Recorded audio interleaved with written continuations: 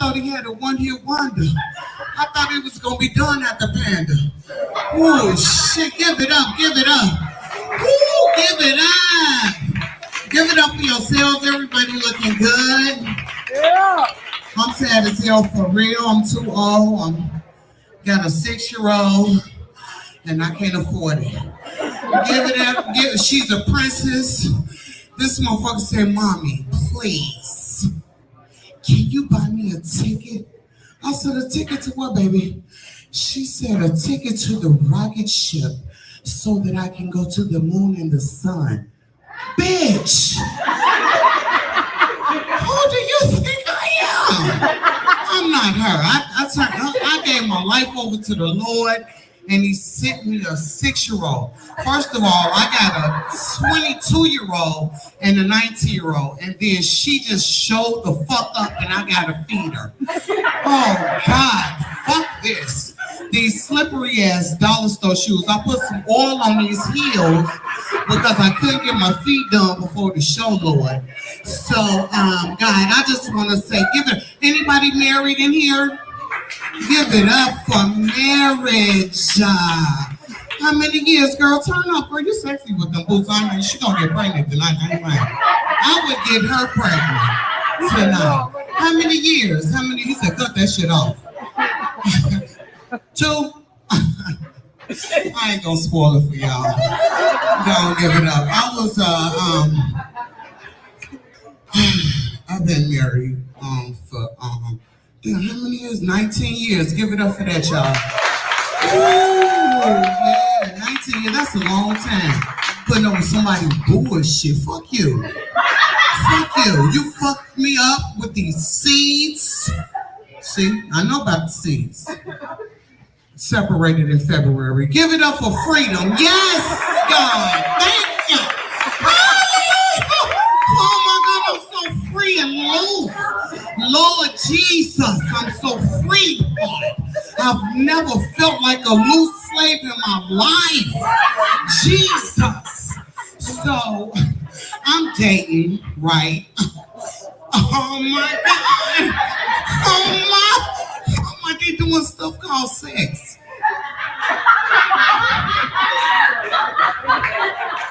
I thought when I signed the contract that there was unlimited supply of sex. No, they lied. Cinderella was a lie. It's no Prince Charming. It's Alice in Wonderland. You don't get sex when you get married. Okay? So I found out after I left that nigga. Fuck him. So anyway, I'm fucking with this little shorty, right? Because they say I'm a cougar. I like to bite. I'm fucking with this little shorty. This nigga got me like King Mama off Menace to Society. Hit me up, nigga. Let's do this.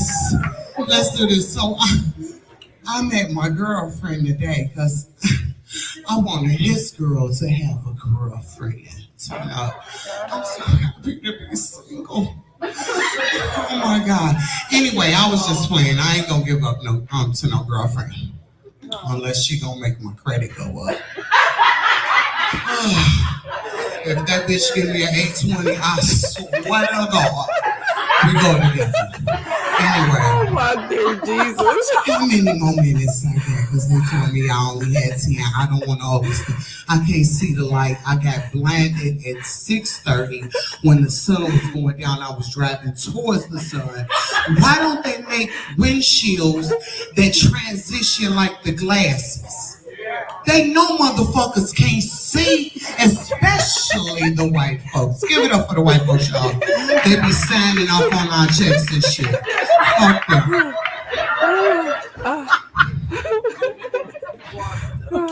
This white lady, I was doing this job, y'all. I was a banquet server. Give it up for serving the white folks. I know why she made that pie. Okay. So,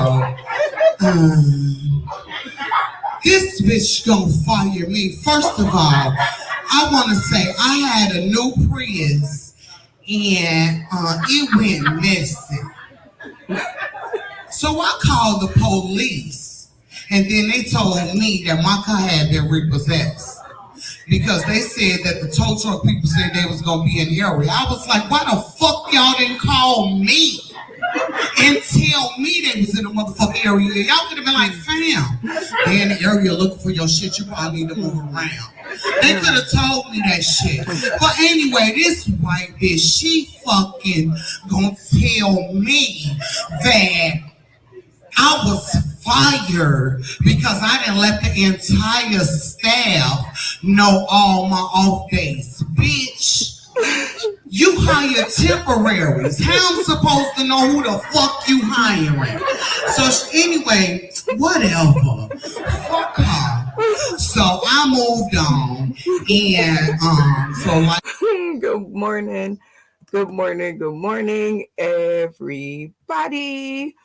And welcome to Taking It to the Stream with me, Brenda Brown, aka the Chocolate Child.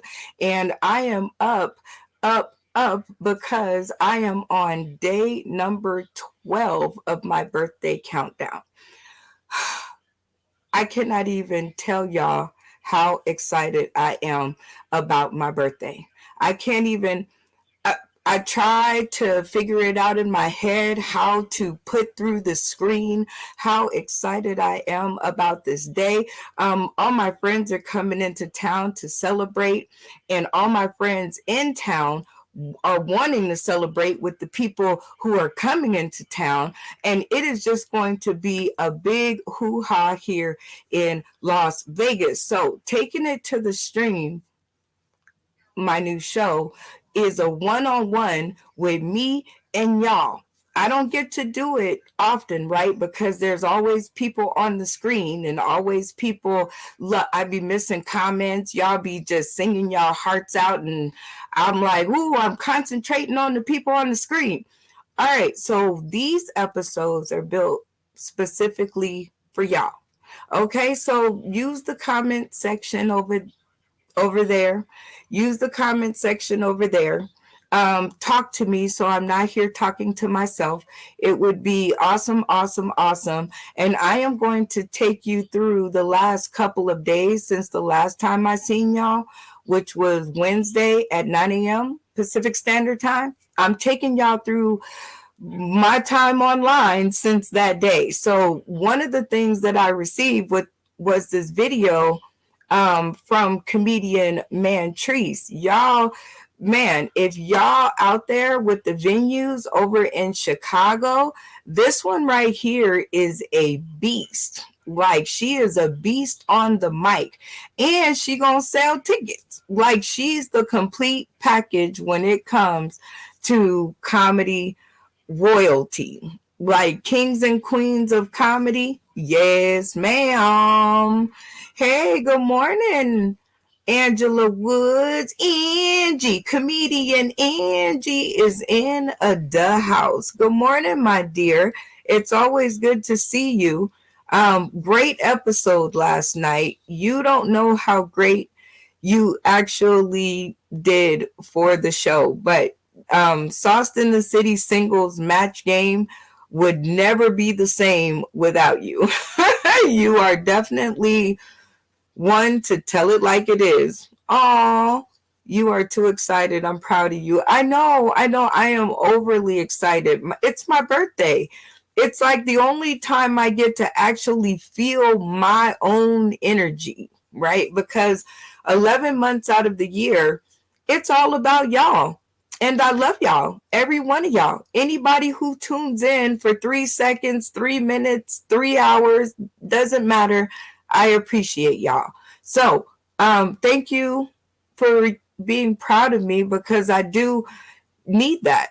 You know, I need the reinforcement that I'm doing a good job. I don't know. Do y'all feel like that? Do you feel like, I know people be like, I don't give a fuck and whatever and all of this other stuff. I get that.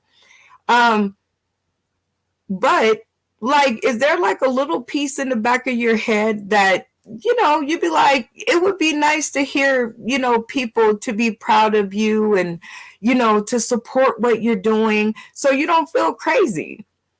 you know, you keep doing things over and over and over and over again, and nobody ever says good job. Nobody ever says rock on, you know, no affirmations. It's just like either dead silence or negativity.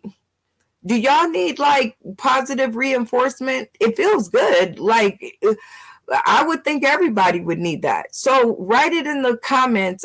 Do you ever feel really, really, really, really great with positive reinforcements from your friends and your family?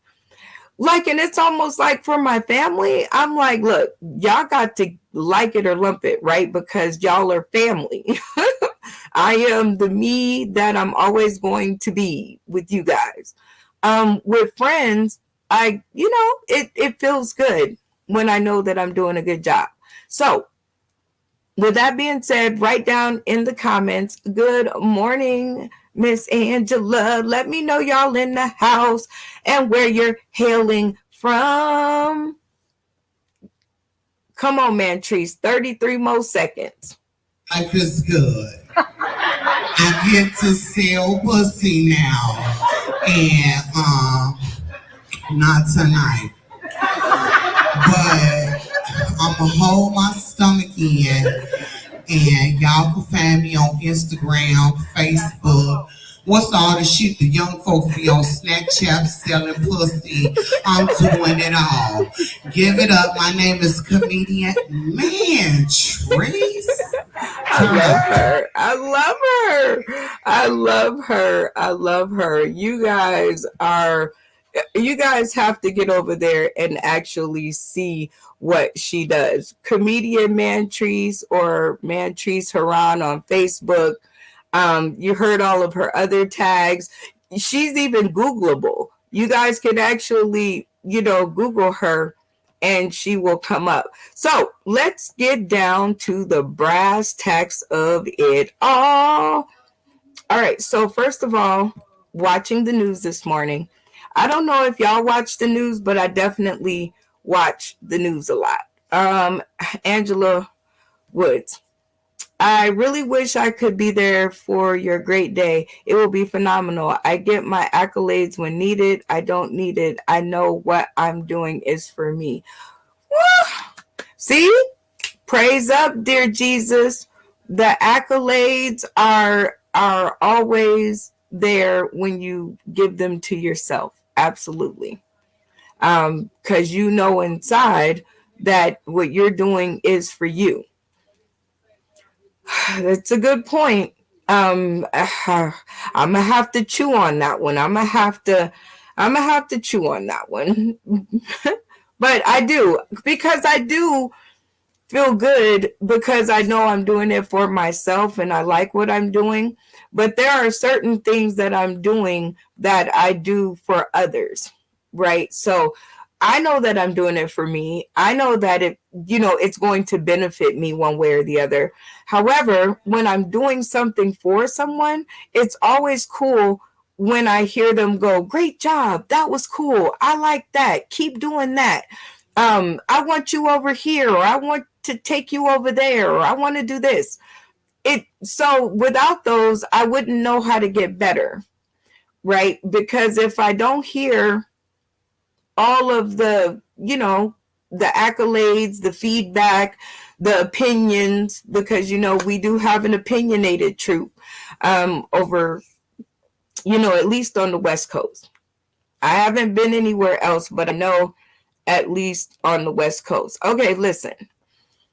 Prince Andrew's push to get back into the general mainstream. He wants his titles restored. He wants the Queen to stop acting like he's the royal shame. He wants her to put some respect back on his name. And, he wants everybody else to respect it too. Now, he was never convicted of the charges, right? Of all of the things that happened, stuff got dropped. I don't even know how it got dropped, but it got dropped. Okay, so therefore, Should we just let him back into and actually this isn't even a us problem, but it does affect us because it makes it over here to America. So, and the behaviors, he was seen in the picture with the girl talking about, I don't remember when the picture was taken. And that is a good defense because there's a lot of us out there who take a lot of pictures with a lot of people. But I bet you one thing, we always remember where we were when the picture was taken. Everybody remembers every picture. Okay, I'm telling you, if your face is on it, the background, you remember where you were. So I don't know about, just letting him back in. If I was the queen, my advice to her would be like, take a slow approach because I know he's your son. And so you have to kind of be on his side, but you got a whole bunch of people looking to you about who you're about to leave in charge. And I don't know, I ain't them, but I don't know if he would be the person I would be trusting with that whole thing. All right, so shout out to Jennifer Hudson for the EGOT Award. She is now one of 17, okay, y'all, one of 17 that has received an EGOT. So congratulations to Jennifer Hudson.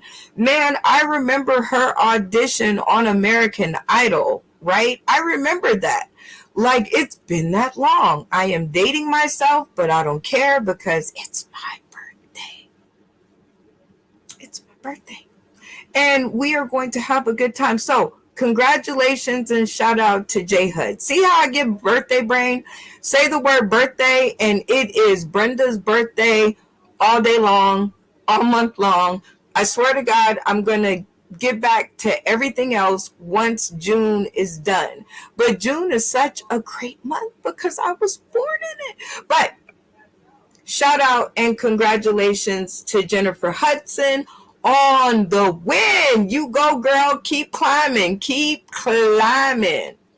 Next up, CDC's new COVID testing rules. Summer travel game changer. All right. So in this here story says CBS News, I think it was. Now people can just come into America with no COVID testing. No questions asked. Ain't nobody gonna ask you nothing. They just gonna sell you tickets so you could come into the United States. Now, let me say this. As being an American and having a vote, I don't like this idea. I don't like this idea at all. Like, just let everybody in. Like, okay, pretend like it didn't happen. We're gonna cross our fingers that they don't come over here and kill us. I don't know. Not a fan of this whole plan of raising all the mandates, okay? But I have come to figure it out. I can only protect me. So just keep your germs over there. So keep your germs over there. And in all intents and purposes, for as long as I'm safe and I do what I'm supposed to do so that I don't die, if you want to gamble with it, you go for it. Nothing I can do. Like my mama said, can't keep getting upset about things that you can't control, right? Like, all right, y'all, I'm just putting out the warning sign. Here people come into the United States, no questions asked, and there's a breakout of monkeypox. So don't forget the monkeypox now. Okay, it's not airborne, but you can get it from fluids. All right, so just be aware. Be aware. All right, so in this story, Good Morning America, that's where I got it from. All right, alleged white supremacists arrested, riot derailed, y'all. Okay, so what they caught them doing was all getting together in this here U-Haul van to go and riot at a gay pride festival or gathering. Now, can you just imagine people being that evil in the world? Okay, that they so mad that somebody else is happy that they are rioting. Like, what went wrong in your life where you are rioting because somebody else is happy? I don't know about that, people. I don't know about where we are as a nation. But rioting because somebody else is happy, people need to really get a life. You get a life. Like, get a life. Like, what are you doing? There's so many other things going on in the world. Like, the same way that you're trying to control what they're doing, guess who is going to come along if we don't pay attention and try to control what we do? Right, the same people over there who are fighting the Ukraine right now, right? Okay, so, be aware that there's a bigger picture. There's a bigger picture in here. We as Americans should not be upset because somebody else is celebrating because they're happy. We should be happy for them. That would be like a much better place, right? We should be, like Angela was saying, she's so proud of me. We should be doing that. Why can't we do that?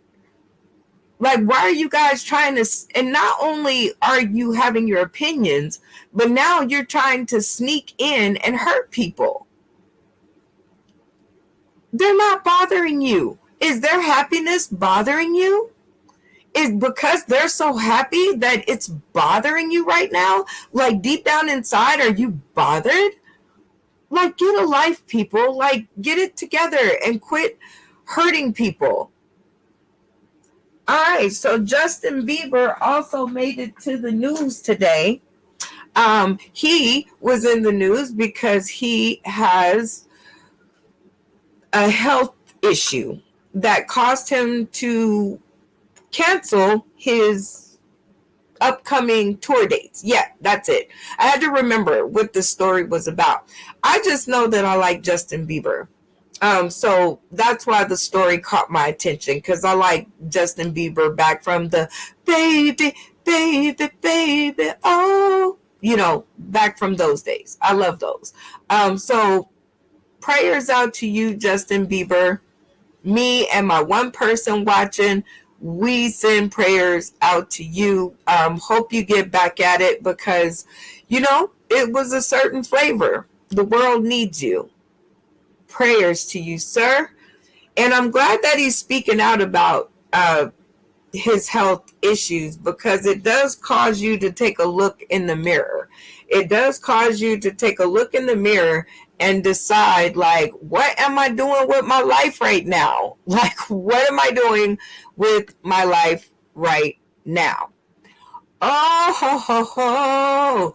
Inflation nation driving up. This is happening right now, people.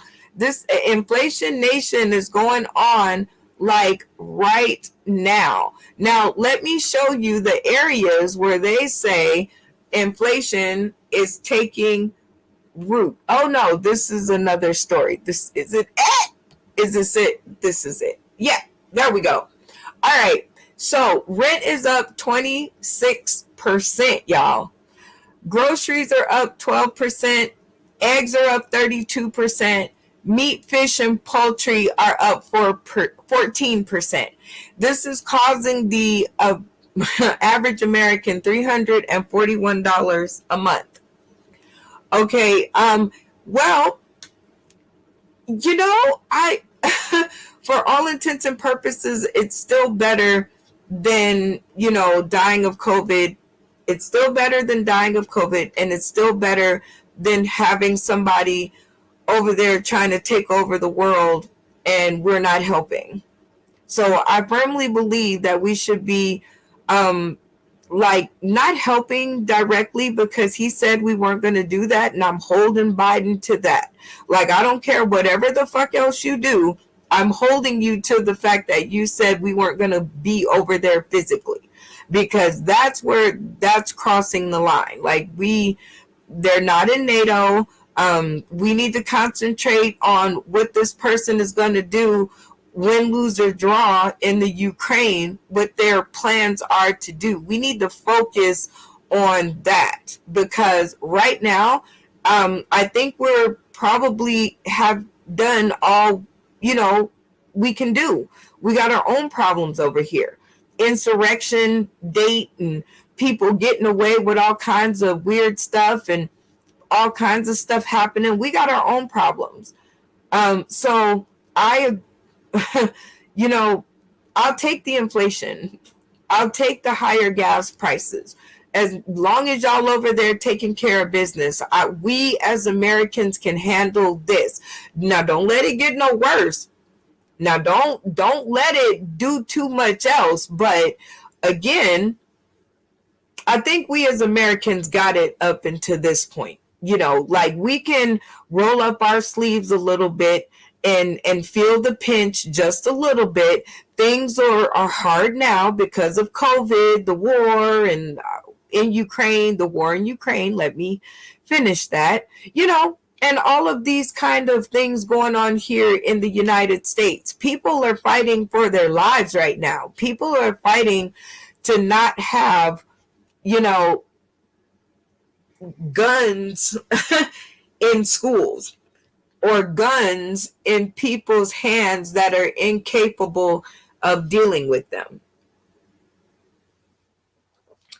Guns guns don't kill people. I am totally down with that point of view. To all of the gun toting, holding, yielding people out there legally. Okay, I don't feel that guns kill people. I feel that having them so accessible to people who have impulse control issues is the problem. And how are you going to decide who has a problem and who doesn't?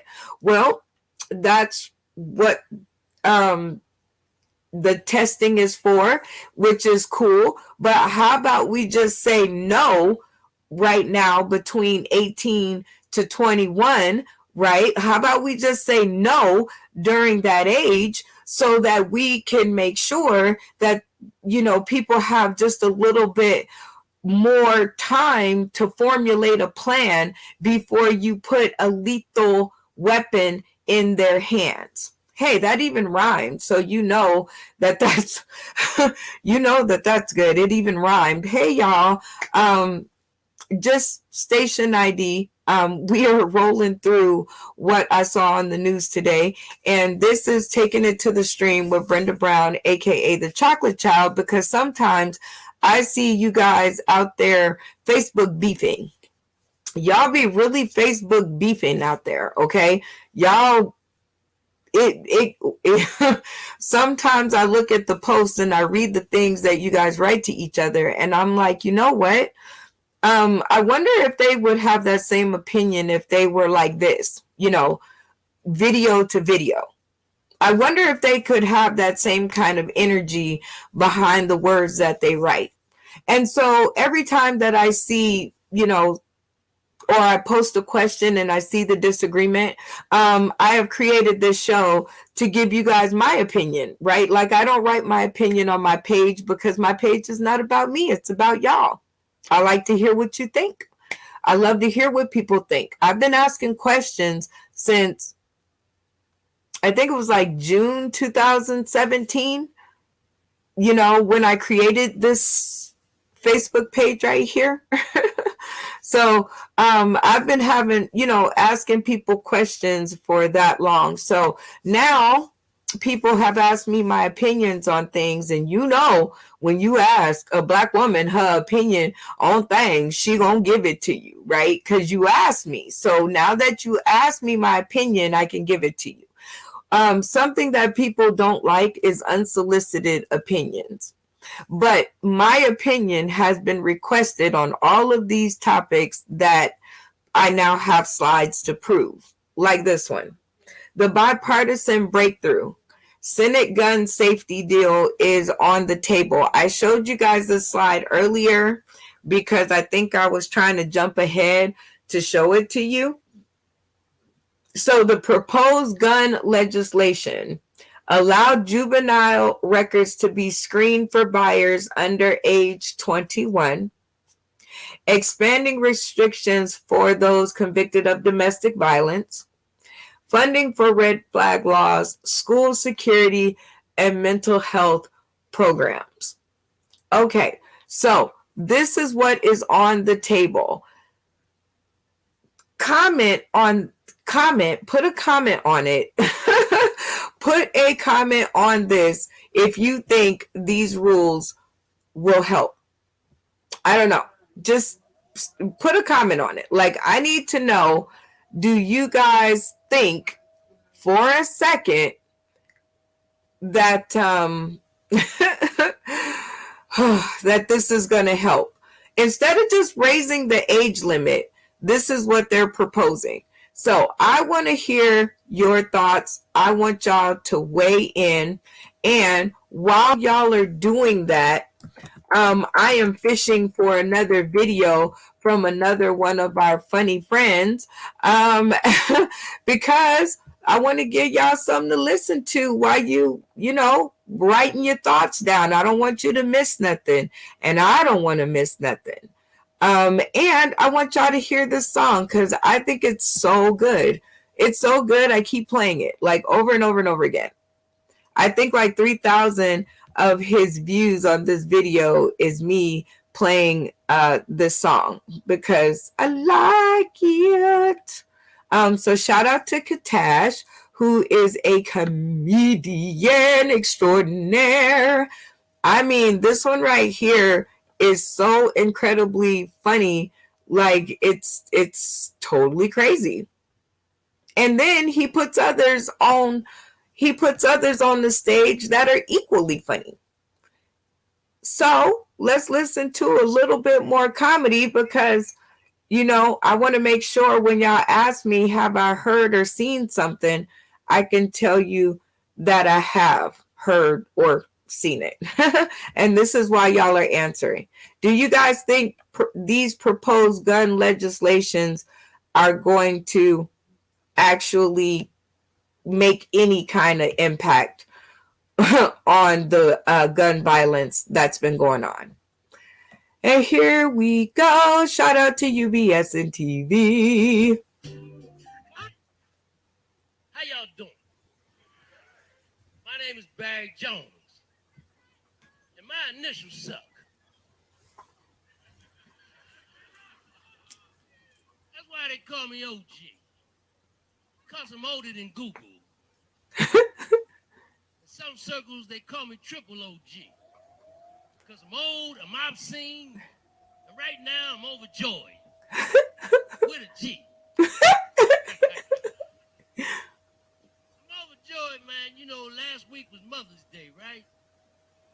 Yeah, and this is the anniversary of my mother's death. Her first anniversary, right? And Jesus found me, and I'm just glad that he found me at the bottom of a fucking, excuse me, no F-bomb, excuse me. He found me in the bottom of Jack.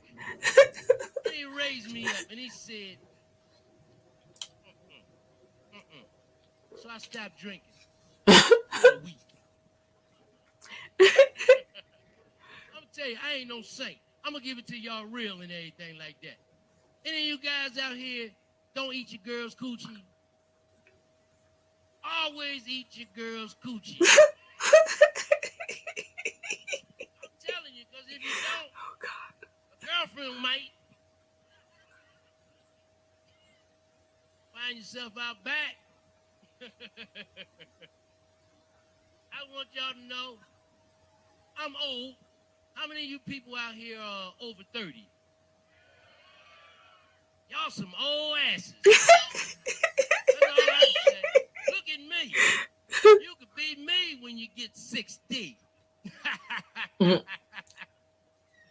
I'm saying? I'm a great-grandfather. Thank you. I'm probably some of you fathers, too. Hoe's been around a long time. Your mama will never tell you she was a hoe. I'm telling you something. was a time a young lady came up to me and she had a son with her. And she said, say hi to the nice man. And he rolled his eyes. And she said, that's where you get them Jordans from. Ain't no trick. I'm a treat. Alright, that's what I'm saying. You know, my lady, she's 20 years younger than me. For some reason, yeah, older ladies don't like me. I don't know. Maybe they got worms or something like that. You know, big girls love me. I'm like dental floss. I get all up in them cracks. Get back, Jack. I know that big girls, they always got snacks for you. You ain't never gotta ask them to feed you or nothing. You know what I mean? They know what you're thinking. You understand what I'm saying? That's right. They go up under that titty and get you a ham and cheese sandwich with mayonnaise real quick.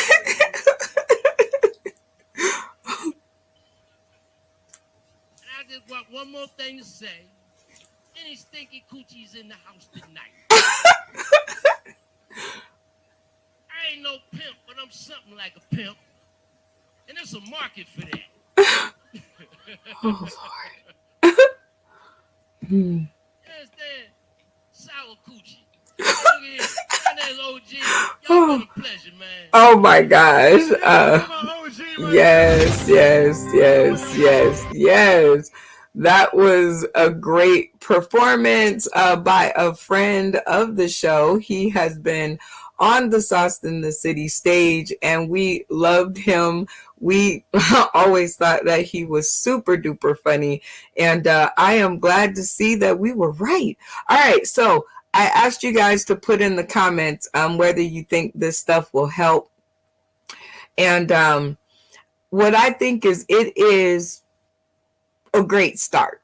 Like I don't have no sneeze against them doing this in addition to banning them from 18 to 21. Nobody without training between the ages of 18 to 21 should be able to walk in. They don't even give you good insurance until you get 25. You got to pay like $350 or some kind of crazy price for insurance on your car until you're 25. Okay. And Lord have mercy, don't get no red car. If you get a red car, your insurance really going to be sky high. Okay. Because even the insurance companies know that this is not the bet of the century. So wherein I think this will help, I don't think we have this kind of time. I think if we had have done this before the 19 children and 2 teachers were gunned down in the school, if we had have been doing this all along, we wouldn't be here, right? So I think this was a good plan until, you know, up until 19 babies, you know, got their lights put out and will never get to see the sun again. So if we were doing this before that happened, I would be on board. But if we're not, this right here, you have to do this in addition to taking them out of the hands of kids who are not old enough yet. 18 years old. I know we as Black people, I even said it myself. One time. I said, you know what? You know, when I was pregnant with my son, I was like, woohoo, I can't wait till I have this little because when he's 18, he is going to be out of here. He turned 18 and I was like, okay, well, maybe not, you know, because he wasn't ready. He wasn't ready at 18 and he let me know he wasn't ready. So all I'm saying is he's so much better now. He's 22, you know, the mind is connecting. Everything is, you know, everything is starting to formulate and he's 22 years old and he's a male African American, full blooded, you know, whatever that is, because I don't even know. I haven't put in for my, what is it, my tree and me. What is it? Is it, you know what I'm talking about, the genealogy thing. So I don't know if I'm full or not, but I know both of his parents were black. And I know at 22, his mind is just now starting to formulate the thoughts and the plans that will be helpful to him for the rest of his life. And I'm so proud because now I'm like, I used to be driving like this. Then I started to do one of these numbers, then I started to lean with it, you know. Okay, now I'm driving like this. Now we're okay. Now we're down to the finger. So, in my opinion, if we were doing this before those children and teacher were massacred, then I would say do this. But now that we're to this point, I really don't think. I think that I think it has been proven that that's just not it. And if you're going to allow them to have guns, like what if we don't win on that point? Okay, I'm not stuck on that point. If we don't win on that, at least don't allow them access to having the biggest guns that there are available, the ones that decimate the person's body to all you can, all you have to identify them is their tennis shoes. So let's not do that. On to another story. I'm so excited about this because the Golden State Warriors are up against the Celtics tonight. And the only reason I know this is because I am a Steph Curry fan, and I love me some Steph Curry. I love him. I'm telling you, if his wife make a false move, it's on and cracking. So the playoffs tiebreaker game is tonight. And I think the person who wins tonight wins. So shout out. And if I'm wrong, put it in the comments because I'm a big sports fan, but just because of the food. I really like the food and whatnot. So, and also the social, the social part of it. So if you know if this is the final game or not, put it in the chat. But for all intents and purposes, shout out to Steph Curry. I'm digging you, dog. And I'm wishing you good luck because I don't know anybody on the Celtics. Okay. All right. So, it's a little entertainment news. Liven it up around here. I give her love, Bobby Brown's wife says. She knows her value, so let me see if I can read that. So there is no comparing her to Whitney Houston because she knows her value. Okay, but I would like to take my hats off to her. I would like to take my hat off to her because it has to be hard being married to someone that had Whitney Houston as their wife. You know what I'm saying? Like that had to be, she has to know her worth at this point, right? Because that's already a hard job to kind of stand up and do right there. That's already a kind of hard job. So all I'm saying is that I hear you, girl, and may Whitney rest in peace. And you are the only one that probably is still doing that. And if I'm wrong, please, if you happen to hear this video, please go ahead and, send me an inbox. But I don't know if we care. Like, and not in a bad way. I'm saying I don't know if that was a thing on our mind. We miss Whitney Houston, period, point blank. We miss Whitney and Bobby, the mess that they were. But that was a kind of love that was represented to our culture. They was like ride or die together, and that's a Freudian flip of words. Sorry, rest in peace, Queen. But you get the sentiment. So kudos to you, Miss Ma'am. But I don't really think that we all were paying that close attention. All right, federal judge in Texas throws out Biden administration immigration. Oh boy, immigration, and I got the banner in the way. So yeah, immigration enforcement guidelines. So no matter what the president says, the federal judge in Texas is just like, well, screw you. I'm gonna just do what the fuck it is I want to do, and you're gonna like it. So, and then, everybody else gets mad at President Biden because you're not doing anything. Well, what happens now? Let's just consider this, people. What happens when you are doing something, but the people that you are telling what to do ain't doing it? Then what do we do? What do we do? Anybody? Like anybody? What do we do when we are literally telling people what to do and then they're not listening? They're just doing whatever they want to do because they don't respect you. They're not listening to you. What is a president supposed to do if he is doing things and he is saying things and then the individual states are just not doing it? So I think my advice to to the people out there who are going to be voting in the midterms, these are the people that you are voting for. Or by not voting for anybody, you could even pick your neighbor.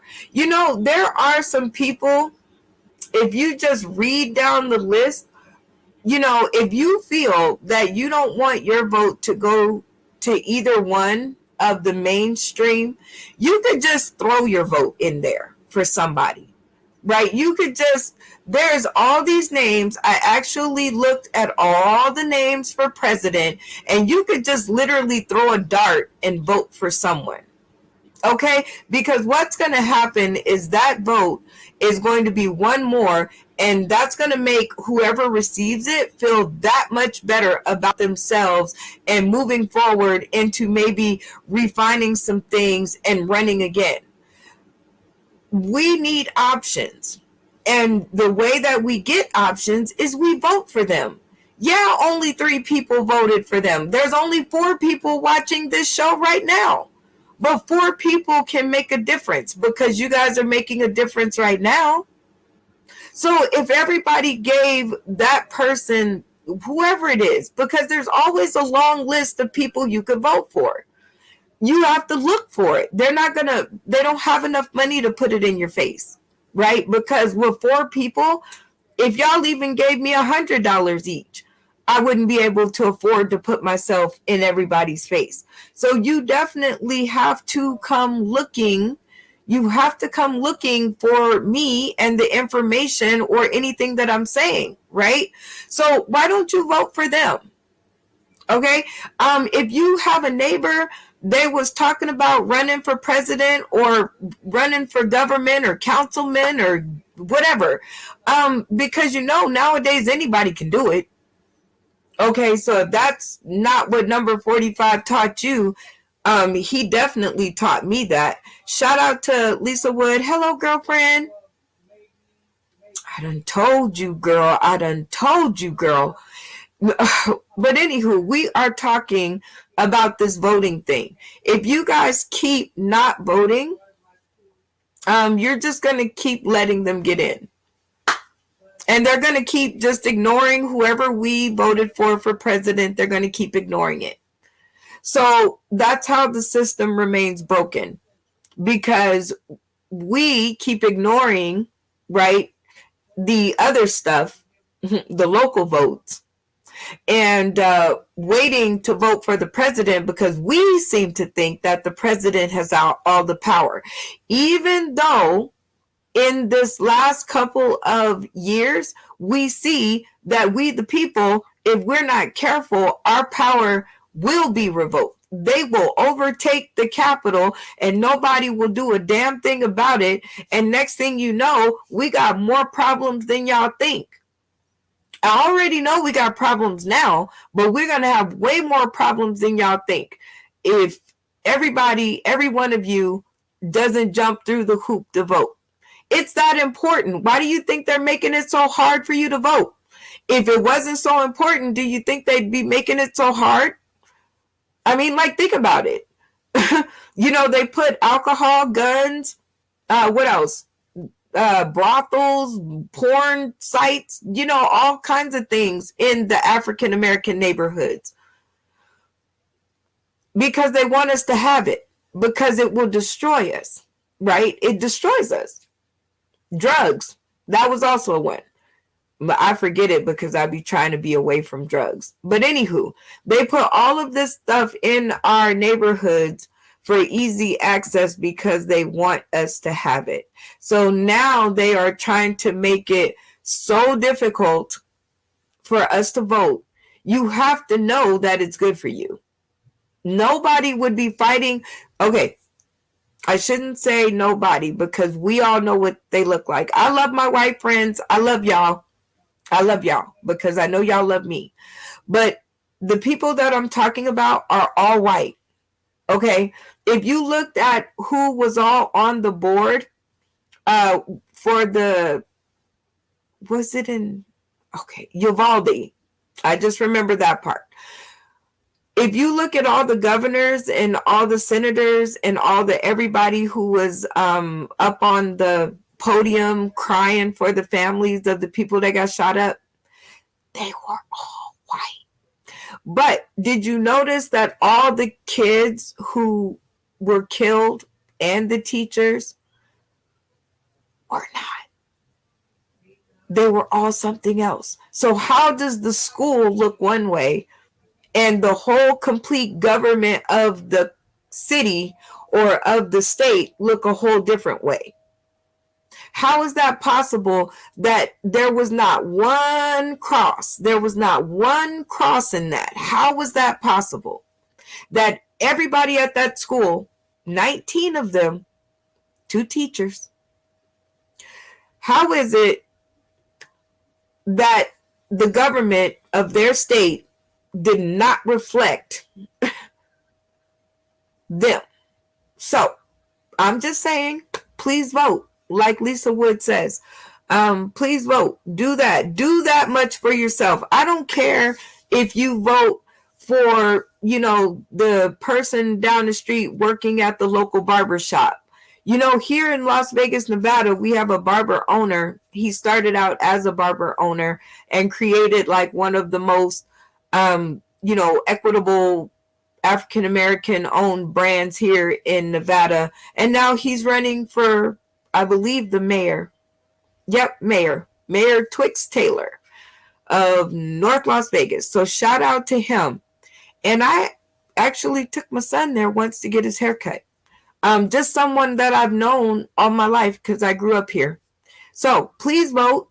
Please vote, because if you keep letting these people get in, we're going to be in more trouble than anybody knows about. It's going to be a real bad situation. I can feel it in my bones. Next up, Big Macs are gone, but cheeseburgers and nuggets are still on the menu as McDonald's reopens in Russia under a new name. Now, they still have all of this stuff. So McDonald's think it's slick. It sold all of its stuff to other people, all its stocks and everything. So instead of halting business in Russia, they simply sold it to people who would do business in Russia. And therefore, Russia gets back cheeseburgers and nuggets under a McDowell's type name. Don't they know that we already seen this trick? and you guys remember the reference, McDowell's, right? So we have already seen this trick. You can't just rename something and then think that you're doing your part, McDonald's. So you decided, in order to still make money, even though we're all supposed to be in this together, McDonald's. Okay. We're all supposed to be in this together, and you are still going to make money out of Russia. Okay. Because you didn't sell all of that inventory for free. You didn't just give it to them. Okay. You could have took all of that food inventory and you could have given it to the Ukrainians if we're all supposed to be in this together. But you sold. I wonder if that's the definition of sellout.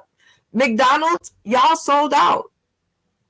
Instead of being in this together with America and being an American born company, you guys sold your cheeseburgers and your nuggets to somebody who does support that kind of behavior and does support Russia. Therefore, you made money off of the Ukrainians' blood. So McDonald's, just for the sheer fact that this happened, and these are their words, I am totally down to get a cease and desist order from this, because this comes from someone online. I can't read that. I think it says Jason Mann. And this is what y'all are looking like out there, McDonald's. It's looking like you sold out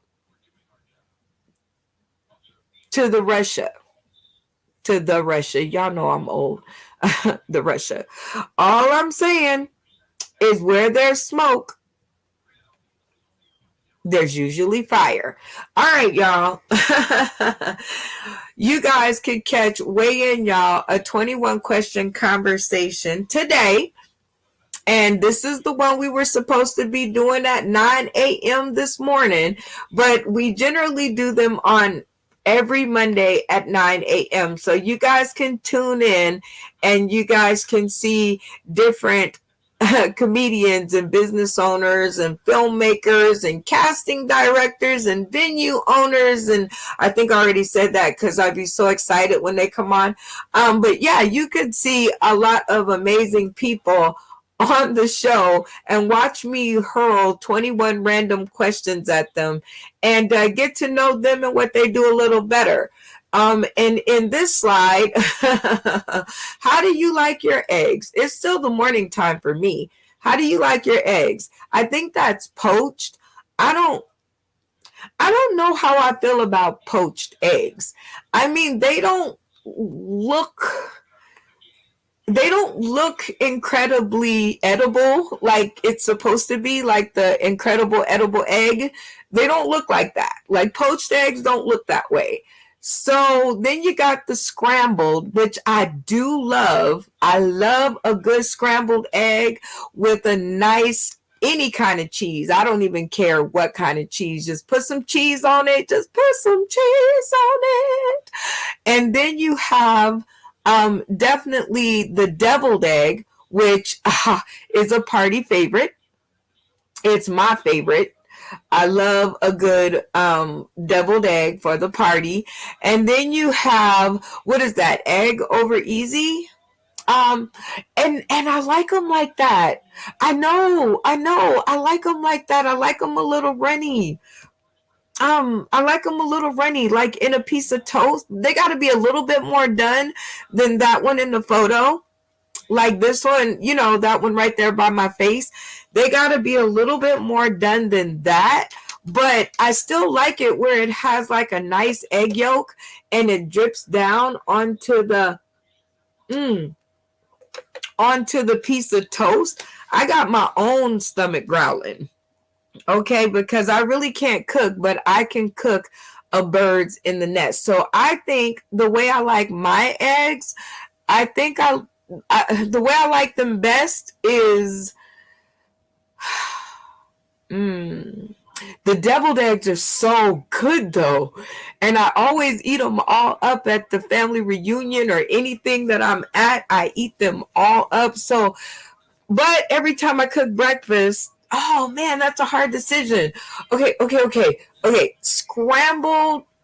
I'm gonna pick scrambled with cheddar cheese. And they have to be scrambled medium. Don't burn them because I don't need to be, them to turn into bubble gum. And please make sure the cheese is not spoiled because I do like any kind of cheese except for spoiled cheese. Just saying. And then you guys can tune in later on tonight at 6 p.m. Pacific Standard Time for the next edition Weigh In, y'all, a 21 question conversation, which comes on Mondays at 9 a.m. Pacific Standard Time and 6 p.m. Pacific Standard Time.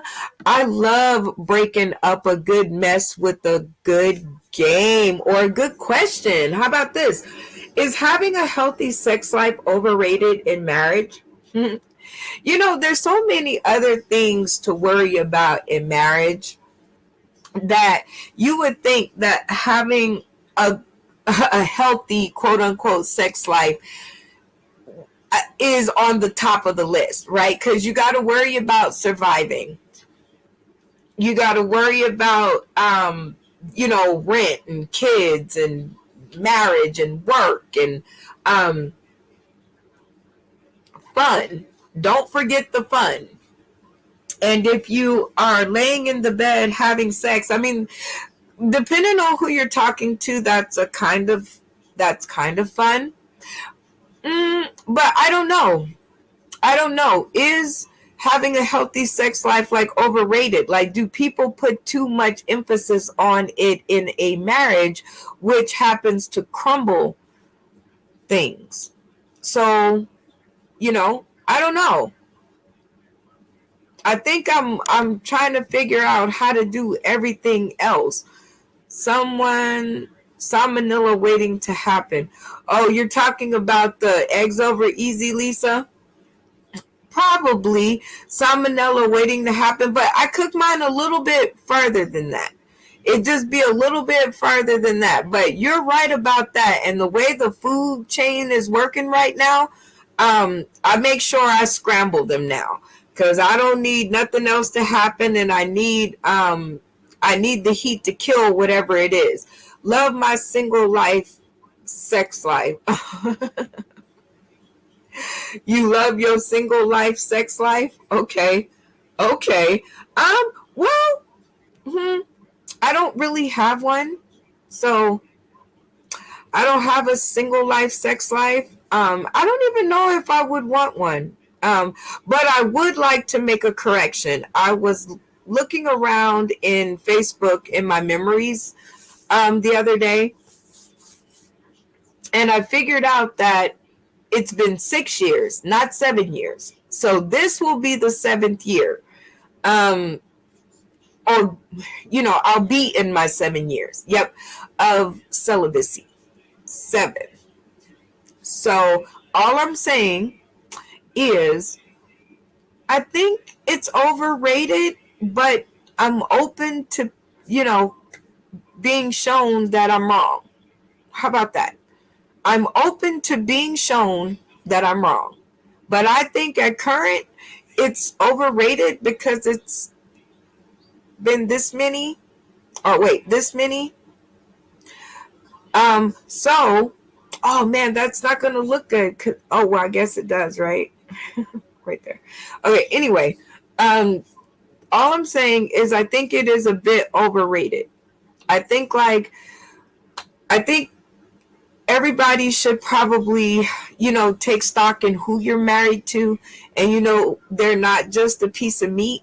They're actually a whole person. And I think COVID has taught us that better than anybody else in the world, is that, your spouse is not just a piece of meat. They have like feelings and stuff.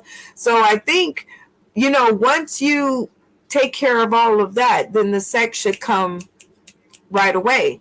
Like it should come. I think the sex is put up there too high, just a little bit too high for me.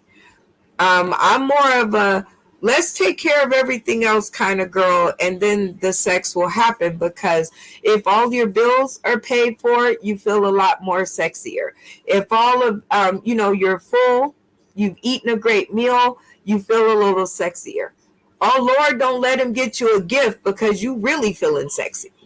Okay, and so if all of those things are taken care of, and you him, then it's gonna come. It's gonna come naturally because it's gonna be like a reward. It's gonna be like, oh man, we worked hard for this. We took care of this, and this, and that should be sexy to you. That should be sex worthy to you. To celebrate you guys both making it home alive and both having taken care of everything that you needed to take care of, not only in the world but for each other. I don't know. I'm dropping gems. Okay. How about this? Name a behavior that isn't labeled as a form of mental illness, but it should be. LOL. Shout out to Ghetto Rachi. I finally found out what this is.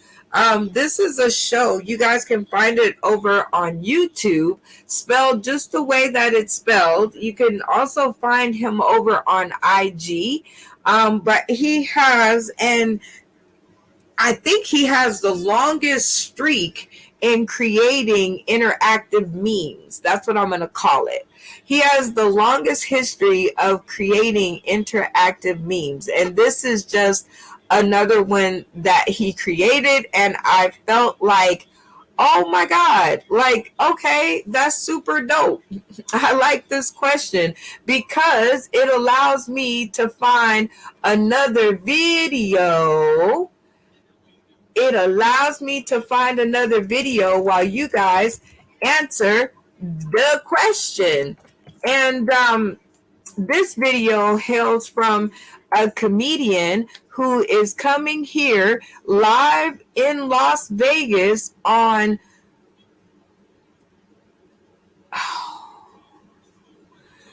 oh gosh, coming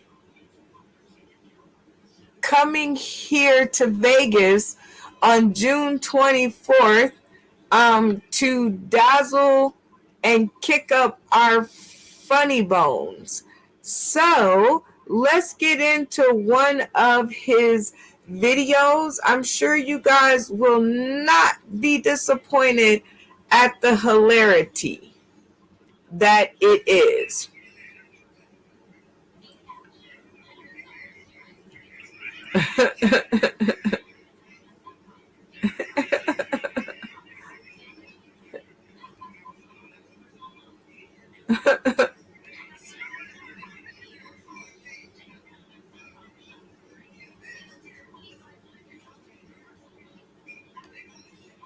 Talking about Jay, you don't spend enough time with me.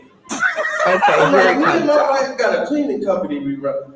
So I put you together every fucking day, bitch. We live together and we run a fucking business. Motherfucker want my soul. God damn it. And then she started saying threatening shit. She's talking about, if you don't spend time with me, I'm gonna go out and find somebody who will. Oh, see? But look. We've been together so long that the threats don't even matter. You know when you bitch threaten you, you don't even give a fuck. Look, she told me that shit. I was like, go, please, go. Get the fuck out. Go get on somebody else's nerves. Baby, that's how I was feeling that day. I don't feel that right now. I'm trying to get something tonight, motherfucker. Y'all gonna fuck it up for me, man. I ain't gonna get nothing but Lucas says, you better not say you gonna get a motherfucker. God damn it. Real shit.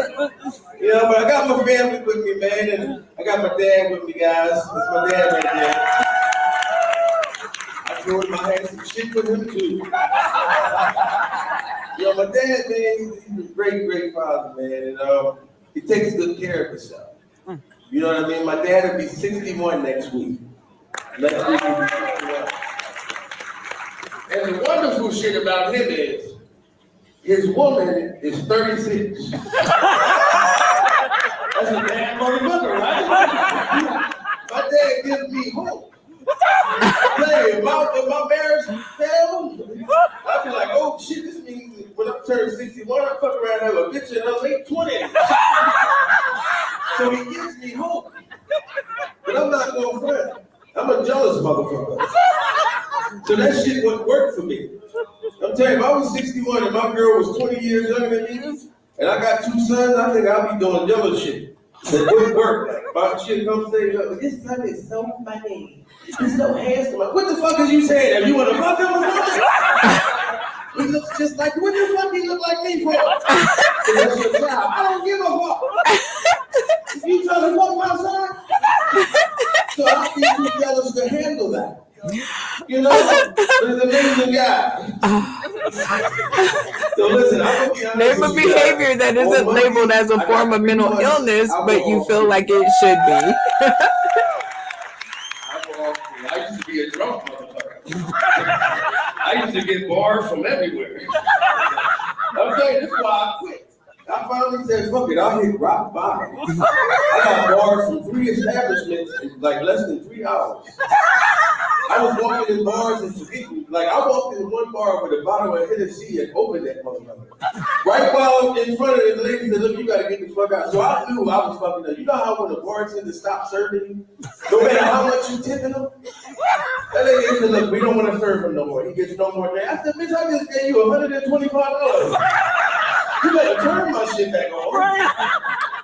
When you get that drunk, where they ain't serving you no fucking more. I was to that fucking point, but I'm not gonna lie, man. Life has been great being sober. But I feel like all the people who said that I need to get my shit together, I feel like them motherfuckers been hating on me. I'm serious. It's like every time my wife get mad at me and shit, she be saying shit, oh, you just think you're better now, you think you're God Almighty. You don't drink no more, you feel like you're better. This is why I don't fucking drink in the house. This is why I don't drink in the house because of you. You think you're fucking better. You're fucking God Almighty now because you got a little 3 months. Like, bitch, you supposed to be happy for me. That's a fucking good. That's my baby though. See, you see all these people laughing? I told you that shit ain't right. God damn you. Stay up, man. But Baltimore, you guys are awesome. I know y'all want me to do a little more shit. You know what I mean? But I just came to give y'all a little couple minutes. But y'all looking good in this motherfucker. You know what I mean? Hey! People, y'all make good attendance. Oh my God. Oh Lord. He is actually going to be live here in Las Vegas, June 24th, which is my birthday. He will be here in Vegas to tickle our funny bones in Vegas. Tickets are on sale. They definitely are. We will be at the Vegas Theater Company. That's right. We will be hanging out at the Vegas Theater Company. You see what happens when I come back from one of these videos. You guys really excite me. Y'all are funny. Like, I cannot even believe how blessed I have been to sit and talk and play games and get to know these people. I cannot hardly believe it. And now I'm bringing that to Vegas. To Vegas. And to purchase birthday tickets to June 24th, my birthday party here live in Las Vegas, you guys can go ahead and cash up. There you go, right there. Because it is going to be a party. I get to meet up with my stage producer, Natrell.com. Ooh, look him up. Matter of fact, I'm going to show y'all one of his videos. I guess I could take this time to show y'all the team, but also to play games and ask y'all questions and connect, because again, I don't get to do that very often. It's always about the other people on the screen. It's never about me, sitting here talking to you. So yes, Jamil Peterson, Mr. I Am Comedy. will be live here in Las Vegas. I am so excited. If you guys want to join us for an all-inclusive interactive show that has a free open mic afterwards, yep, I did say that. All you have to do is go. And if you come to the party, you get access to the open mic first. So there's the tickets, and you guys get a commemorative ticket from your girl Brenda Brown, aka the Chocolate Child, because I'm not all high tech just yet. Eventbrite will be coming up here soon, so I'm looking forward to it being taken off my hands. But in the meantime, they are tickets to my birthday party. We are going to have a live stage show. Sauced in the City is going to be live actually here. So all of these beautiful people of all of these videos that I'm showing to you guys, if you like what you're seeing, just imagine them being here live in Las Vegas all at one time. All at one time, all together now for my birthday. And you know what? This is my very first birthday party ever. This is the first one I've ever had in all my life. You know, like when people like come over, y'all wear the little silly hats and all of that stuff. This will be my first one. So, I've never had friends over. I always had ice cream and cake. And this might be the first birthday party where I don't have ice cream or cake, but I have the friends coming. So I wonder if that still works as a conclusive birthday party. But I do know that there is comedic talent coming in from all over the United States to celebrate my day with me. And I am so grateful. I'm so happy. Shout out to all of them. All of them. I should have a teleprompter, but I don't. I have a phone that I look into because, it's like my crystal ball. So I get to see and keep up with everything that's happening. I had a question. Um, I guess I need to answer the question before I move on. See, birthday brain. You get me talking about my birthday and I done forgot what the hell I was supposed to ask you. So, name a behavior that isn't labeled as a form of mental illness, but you feel like it should be. And I guess I could say birthday brain because I have it right now. If you get me to talking about my birthday, I simply forget what the hell I was supposed to be like doing. Like I don't and it's really crazy because I don't know. I don't know. There's no excuse for it. That's the thing. That's why it should be a mental illness because there's no excuse why it should happen. However, it happens because I love my birthday and I think everybody should love their birthdays too. I really do. I think everybody should have a good time on their birthdays like I am about to have on June 24th here live in Las Vegas with my boy Jamil Peterson. Y'all just seen how he knocked down the stage. We got Carol Johnson, comedian G. Dane, comedian Louis Bruce, Darrell Hearns, Mikey Bones, Robert Kane, Roy Anthony, Ryan Polk, Ryan Rodriguez, Shaquan Williams, Seb Moore, Cherie Wright, aka Honeybee. I want to call her Honeybee. See what you did to me? I told you not to tell me that. And Stefan Braxton, all coming out here and with one goal in mind, and to tickle your funny bone is what they have in mind. But yes, I think a behavior that isn't labeled as a mental illness, but I feel like it should be, is definitely birthday brain because I have it right now, right here, while I'm talking to you guys. All right, next question up. Let's just put it out there. Which one of these two do you think is just the craziest? Like, who do you think is has the most outlandish story that is not even finished being told. Who do you think has a better road? I know they both can be redeemed in some way, somehow, but what you have a question. Let's just put it out there. Who do we feel like we can pull back in? Who do we feel like we might be able to wrangle up and pull them inside of our love and get them to see a different way? Which one of these do you think we be able to do that with? Oh, let me see what she said. Kanye, you feel like Kanye would be the one? Okay.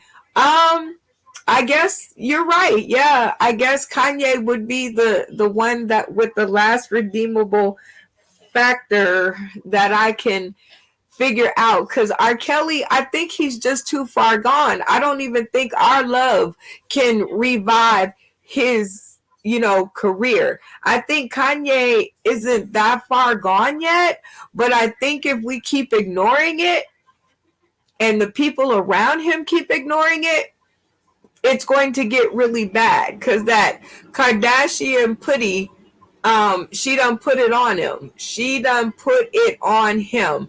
I want no love from the pee-pee man. Yeah, that was like the one last thing that he did that was super crazy. That I wasn't even there, so I don't know if it happened or did not happen.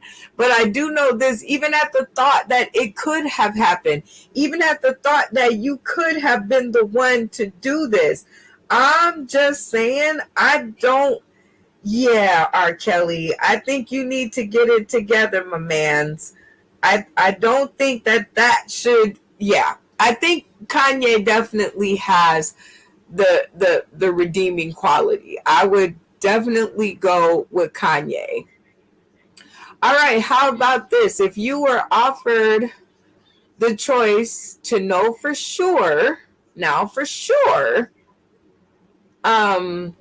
if you would go to heaven or 1 million, which would you take? I don't know. If I could know for sure that I was going to go to heaven from all of the things that I've heard about heaven from people that have never been there, or I could take $1 million and take my chances. Because I know I'm a good person and I know I'm going to heaven. And if not, God willing, I got a few more minutes to kind of catch up. Oh, met a family member of one of his PP'd. He did it. Oh, Lord, she got the receipts, R. Kelly. She got the receipts, R. Kelly. And see, my girl is with me. I would take the $1 million, I think. I think I would have to go ahead and bank on the fact that I've done enough work in my life to, warrant going to heaven, that I would definitely take the 1 million, because I could use that now. Like, I could definitely use $1 million now. The promise of going to heaven, well, they say if I read the Bible, be a good person, go to church every now and again, believe in God, be faithful, be trustworthy, they say I can get there. And I mean, I got maybe about 4 out of those things that I said, maybe about 4. So I'll leave it up to y'all to research and see which ones those are. But I got about 4, so that's like half. So, I still got time to make it up. So I definitely think I'm going to go with the 1 mil. The 1 million. The 1 million. I am confused. I am confessing my sins and repenting right before I die. She is too silly. Lisa Wood, shout out to you. You are too silly for words. If the closest person to you was to write a tell-all book about you, would you be A, okay, you good, or B, a little nervous, or C, hell no. Which is really weird, y'all, because the person closest to me at this point right now is your girl in the comments, the one you keep seeing pop on the screen, Lisa Wood. So if she was to write a book about me, would I be good?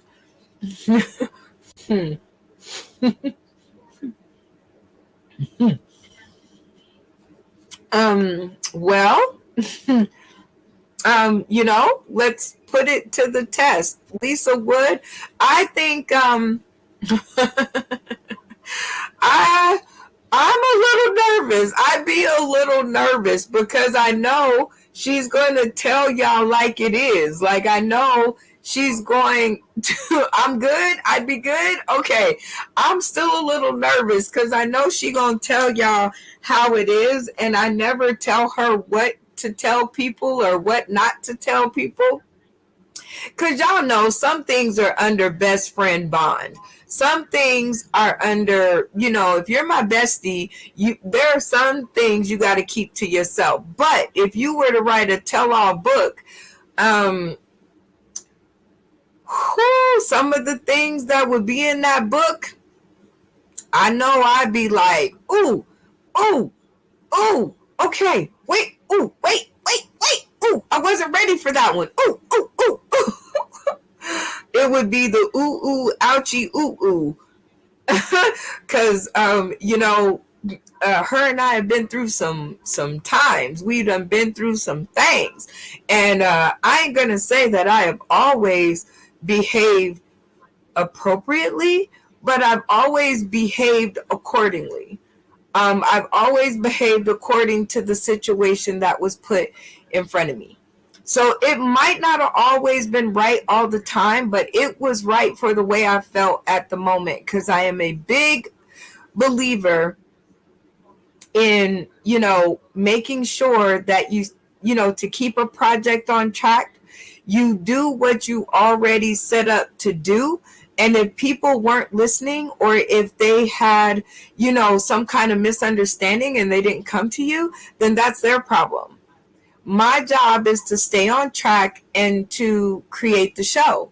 If I don't stay on track and create the show, then we're all going to be in trouble. June 24th is going to get here and we're going to have no show. So if my bestie down there was to write a book about me, I would be just a little nervous, but I would be excited to hear the stories that she remembers and how she remembers them, because she's a great comedian out of Indiana. Terre Haute, Indiana. Lisa Wood out there tickling funny bones, y'all. If y'all have a show and you're looking for a great, amazing, funny, talented comedian, and she can play music, and not even and she can play music. I think it's the other way around. And she can make you laugh. She really, really has an amazing portfolio of music and musical talents that you guys can commandeer to really make your party pop. I wish she was going to be in Vegas for my birthday, but damn you, Social Security, damn you. And it'll be okay, because she'll be here soon. She'll get here sooner rather than later, and I hope you guys will definitely, follow along with us and definitely purchase tickets to my birthday party. But now that portion of the show is over, we can go back to taking it to the stream, which is what you're tuning into today. It is my solo project because I never get a chance to connect with my peoples. And I always feel that it is my responsibility not to just keep asking y'all to support me and like my comments and share my commentary without giving you all of the access that you should need and want to me personally. And these shows are to me personally. So you guys can comment, like, share, do all of that stuff. because there's over 5,000 of you that I have a goal to meet before my birthday of next year. You guys can mark that down in this video today, June 13th. 2022 at 11 a.m. My goal is to meet everybody virtually or live in person from my Facebook list. And if you're the kind of person that I don't want to meet, you'll be blocked.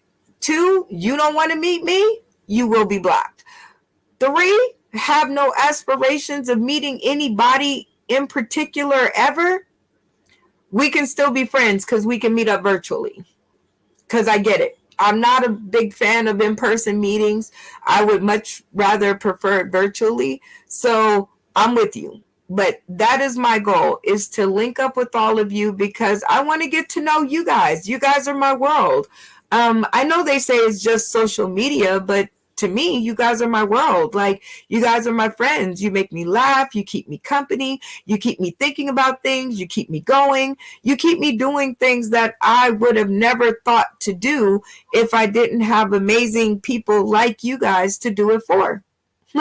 I would just be like, whatever I'm doing is fine because, whatever. But I'm so glad that I get to hang out with y'all and do things with you and bring things to you that you might not normally have seen unless you hop on the page.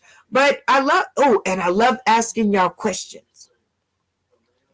I love asking y'all questions and getting y'all opinions. So I think me and Lisa Wood have both agreed that we are down for the $1 million. Like, we want the $1 million. The rest of you guys can go ahead and write in. Oh, and we got past this one too. So this was the next question. She said I would be okay. I said I would be a little nervous, but we shall see if that ever should happen. Next question. Have you ever blacked out? Have you ever blacked out? I think I have. On several occasions, I think I have blacked out. And so I definitely try not to deal with people that actually make me have to black out. And that's more than just in, anger. I've also blacked out in boredom. I don't know. Have y'all ever done that? Have you guys ever blacked out in boredom? I don't know. If you guys have, let me know. Let me know if you have ever just, was so bored that by the time somebody asked you your opinion, you totally forgot what they were talking about. And you're like, huh? What? And you're trying to catch up with the conversation because you done blacked out from boredom. Has anybody ever done that? I know I have. I can't even lie.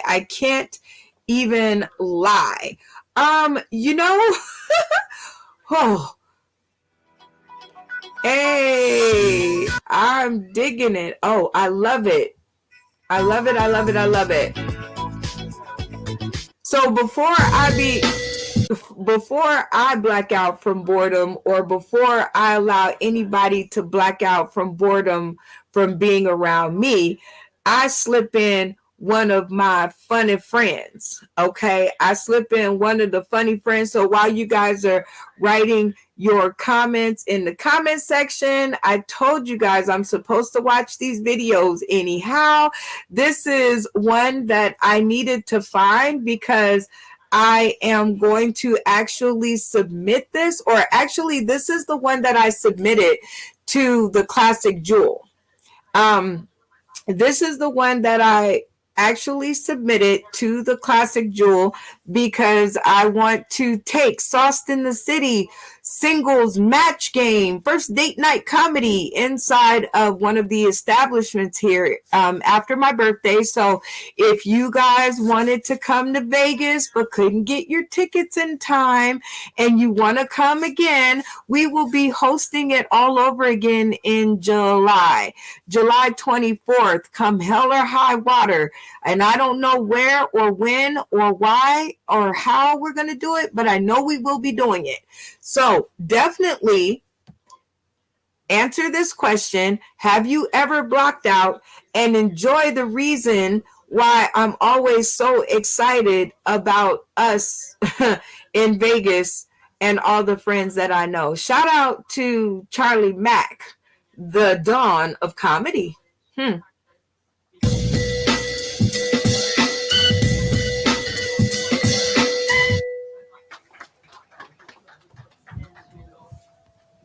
That's right there. Everybody's like, "Yo, how'd you get into comedy?" I got fired from my job, man. That's real. That's the real story. I didn't tell none of them jokes, but I got fired from my job. All right.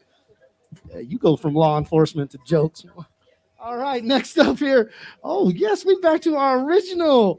Back to my man, number one on the microphone, Mr. Charlie Mack, ladies and gentlemen. Give it up for this big old bow-legged mother. With that members only jacket. Okay. Do they make them for me? Hey, okay, look. First off, YouTube is Charlie Mack, M.A.C. Instagram funny Charlie Mack, M.A.C. All right. Oh man, look, I'm out here in Vegas. I'm having the time of my life. I love y'all city. Like, but the buildings, the lights, everything is amazing. It's just too much crime here for me though. Like, especially on the Las Vegas Strip out there, I seen somebody getting robbed while they was robbing somebody else. No, y'all laugh. Y'all understand how confusing it was for me as the onlooker. I'm like, can you know how that feels? You in the middle of robbing somebody else and somebody come behind you. Yeah, and when he give it to you, you give it to me. It looked like an assembly line. It was crazy. The police showed up. They didn't know who to arrest. They walked 2 blocks just to find the first person that got robbed. I can never be a robber, me personally. And it's not because I have morals or I think it's right. It's just when you rob somebody, that's something that requires a quick getaway. I'm not a fast moving type of person. So I need to do a crime that allows me to walk away gradually. And I just need to do something like pow. I don't like not even a fast walk, just an old man stroll. It's crazy. Like, when white people see me at night, first they cross the street when they realize I'm black.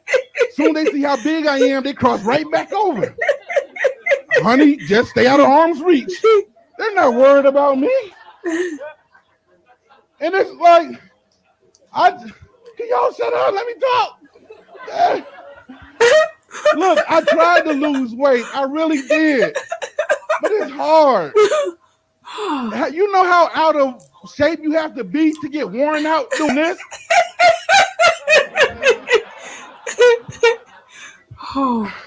I literally thought I wasn't going to make it after 35 seconds of arm circles. That's what that is. Arm circles? Really? I should be ashamed of myself. It feels like I was trying to climb Mount Everest with ankle weights on. It was way too much. This? What?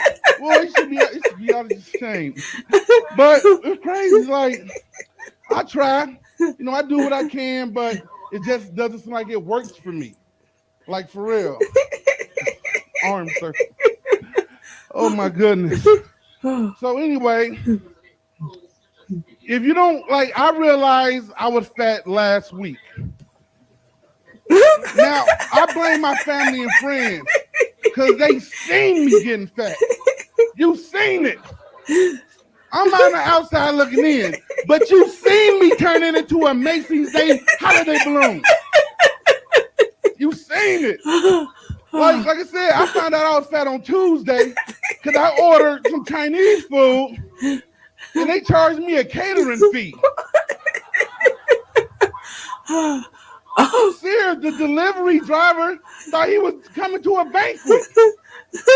I said, nah, man, it's just my pre-dinner. Why y'all got all these forks in the bag? It's just me. It's it's crazy. Like if I didn't know I was fat, a lot of people don't know that they fat, y'all. Just like some people don't know that they ugly. If you don't know either one, go around a little kid. They gonna tell you. In 10 seconds, a kid will point out all your deep down flaws. I then go watch cartoons like they did nothing wrong. That's why I love kids and I hate them at the same time. The kids, like they tell the truth, but at the same time, they answer questions that nobody asked them. You can just be sitting by yourself, a kid will come over. I got 3 daddies. Who? What? And my other mama look like a girl, but it's not a girl. For real. It's crazy. And kids, like they beg, but these kids nowadays, they don't beg like we did when we was kids. We used to go, Kasan, Kasan. They don't do that now. They go around it. They go till you see you eating. I eat them kind of chips. Me too. Now, before y'all say I'm wrong, y'all just gotta realize, like my niece, like when she around, you gotta eat when she's gone. And if she is around, wait till she fall asleep, then eat. Then when she wake up, you gotta fake like you sleep. Y'all probably saying, Mac, you wrong. Give her some. No, these kids, especially my niece, she's independent. She want to get her own chip out the bag. And then what she does, she sucks all the flavor off and put it back in the bag. I dug my hand and pulled out a gummed up chip. I ain't never want to hit a kid so bad. Get out of here. Yeah, that's my time, y'all. Charlie Mack. Oh, he is a special one. We love him. We love him. We love him. We love him. And he definitely, you know what? He does it in a way that is so out of this world that I cannot believe he came from,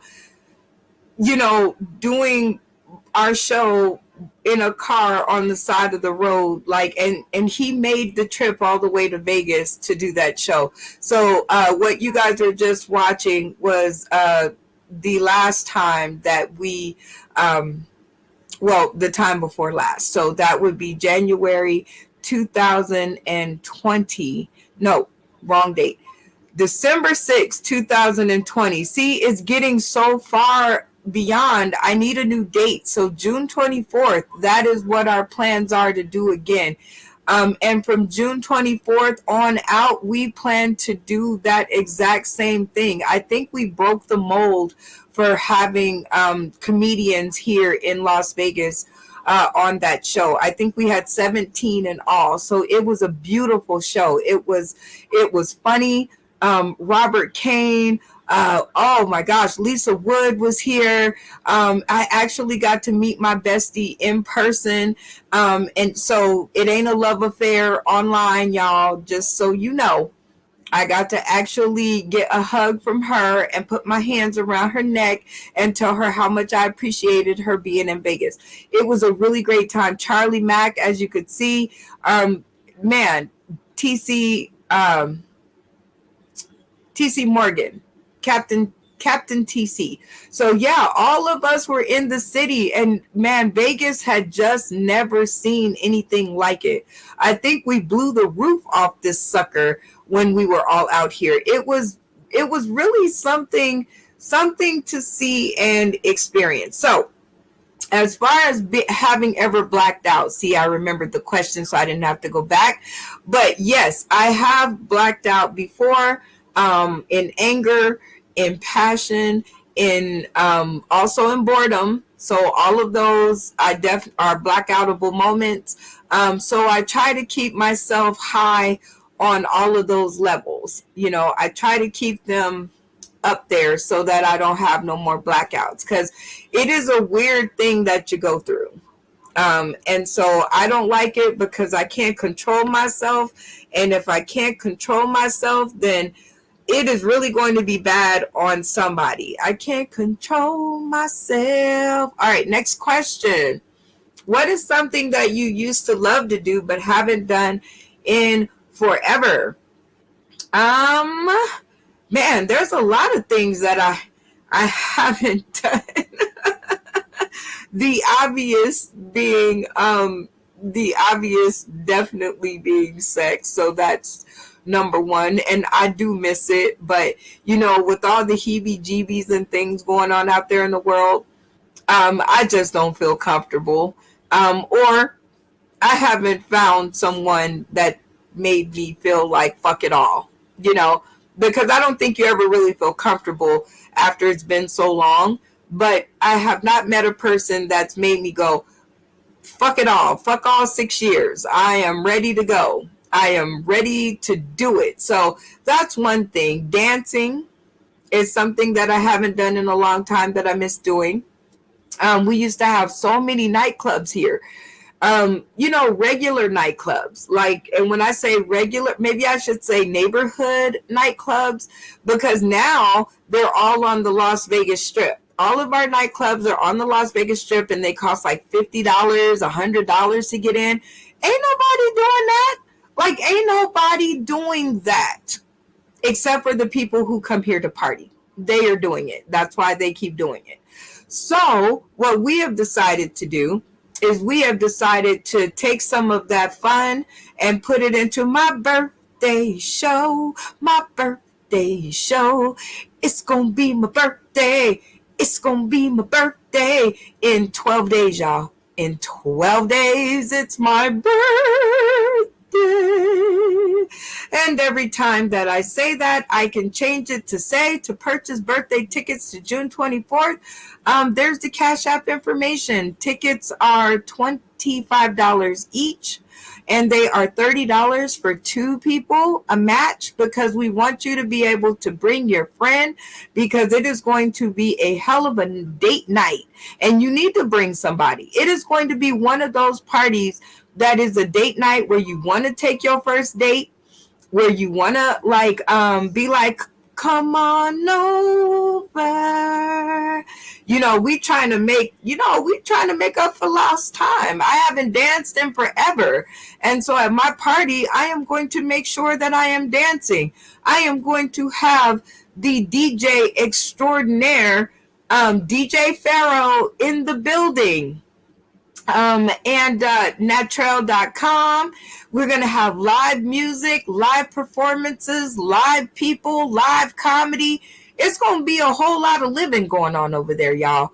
And I invite you guys to join me, and not only join me, but bring a friend, because this is by invite only or by referral only. So you will be asked some questions before it gets to Eventbrite of who you are and how did you come by us, because you know what?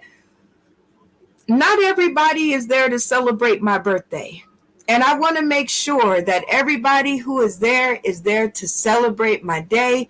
I don't get but one to actually pay attention to nobody but myself, because even during the days leading up to it, the birthday countdown, I have to think of other people, because there's other people with birthdays. Today, tomorrow, beyond. I just got a text, a notification in my phone. I might even go on my phone and do some birthday shout outs before I get out of here. But either way, y'all, it's going to be my birthday, and if you guys want to come, I would love to have you, and consider this a referral. Consider this, watching this video, a referral to have access to the amazing people who are going to come to this city. I am so excited. I am so excited for words. And I'm still waiting for words on other people who should be coming. This is going to be a party that it's going to be for all the ages. And then you guys are going to get another one in July. You're going to get another birthday party, because it can't be my party forever, even though, I would try. Riding roller coasters. Oh, I haven't done that in a while. I think I'm going to do that for my birthday too. Here in Vegas, they have a really good one. or actually, I like the Ferris wheel. They have this really huge Ferris wheel where you can like eat hors d'oeuvres and you can drink. It looks like a bar, and it takes like 45 minutes to go all the way around. So you get all of these beautiful views of the city. I want to go do that. Yeah, roller coaster riding. I'm going to need to check that out. That's going to be one for the masses. And I miss that. I miss that kind of thing. Excitement. I need some excitement in my life. Do y'all need some excitement? I need some excitement. COVID done held us down for a long time. And before inflation takes all my money, I would definitely like to go do some awesome things with myself before I have to spend it all in gas. Right now, I'm so lucky that I don't have to. And, maybe, well, it's my birthday. Maybe I can get lucky enough somebody will take me. Fingers crossed. All right. Name the top 5 things that you still can't find since COVID-19 happened. A good a good doctor. You can't find doctors and nurses like you used to. So doctors and nurses definitely, because they're quitting, because they're like, fuck y'all. We're not doing it. Teachers. Because of all the gun violence, because people have gone stir crazy and inflation is driving people to the ends of all ends. I think teachers, you still, can't find a good teacher because they're all running for cover because they don't want to get shot in the ass or worse, killed. And they're not getting paid a whole lot for it. So that's 2 things. Oh, like the big boxes of cereal. Like you can't find the really huge family size boxes of cereal anymore since COVID started, because now shrinkflation, you can find the box, but you just don't find the cereal in the box, right? And they charge you the same price for it, but so definitely the really big boxes of cereal, and I love cereal. I'm a cereal eater, so the fact that I can't find it worries the crap out of me. It's like Infamil for the kids. I'm worried that I can't find my big ass boxes of cereal. So what is that? 3. 4 is anything on TV that has a live studio audience. They're getting back to it, but then you can still see it's not the way that it used to be. So television programs with live studio audiences or big live studio audiences. Let's see. What else can't you find? I guess Similac now, like baby milk, is definitely something you can't find because everybody in the world is like on high alert, and gas at a decent price you can't find. I think that's more than 5, but definitely 6 or 7 worthy opponents. What else can't y'all find since COVID? I can find pretty much else everything. I don't know. Yeah, just those things. I guess a good politician. You can't find one of those since COVID-19 happened. Somebody to vote for. So I guess that's something, huh? I guess there's just a lot of things. So this one is going to be fun to play with you guys on, or actually later on tonight when it is Weigh In, y'all. A 21 question conversation that I have coming up later on tonight. So I hope you guys will tune in for that, because my answers are one thing, but the answers of some of these other people are quite the next. So you guys are like literally getting the firsthand view of what I'm going to ask my guest for tonight. And if he is tuning in, I can't see you guys unless you make comments. If he's tuning in, then good for him, because then he did the right thing. All right. If you truly love someone, being faithful is easy. Do you think that this is true or false? What do y'all think? True or false? You think if you truly love someone, being faithful is easy if you like really, really, really, really love that person? I don't know why people say that it's hard to begin with, really.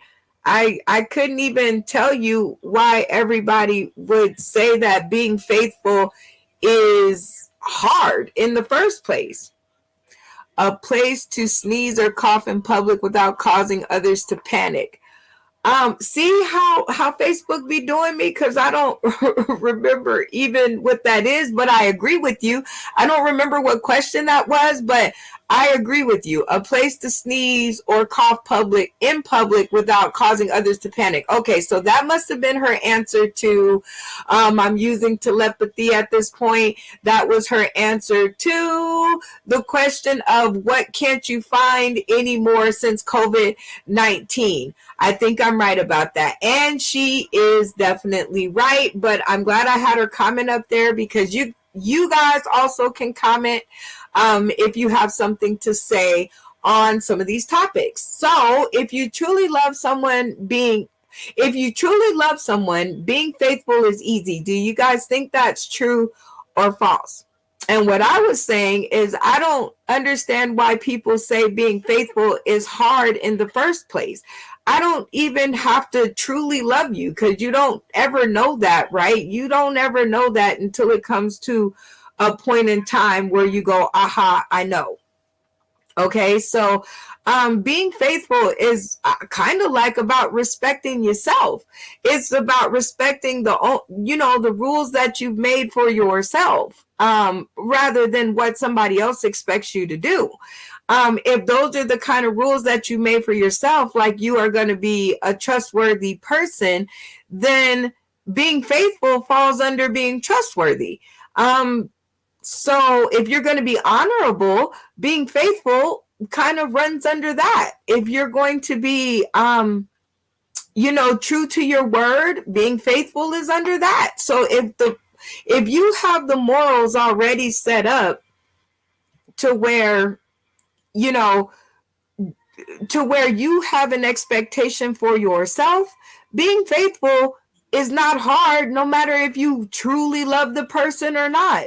Being faithful is a self-testament, okay? Because the only one that can make sure that you're faithful is you. So that's a self-testament.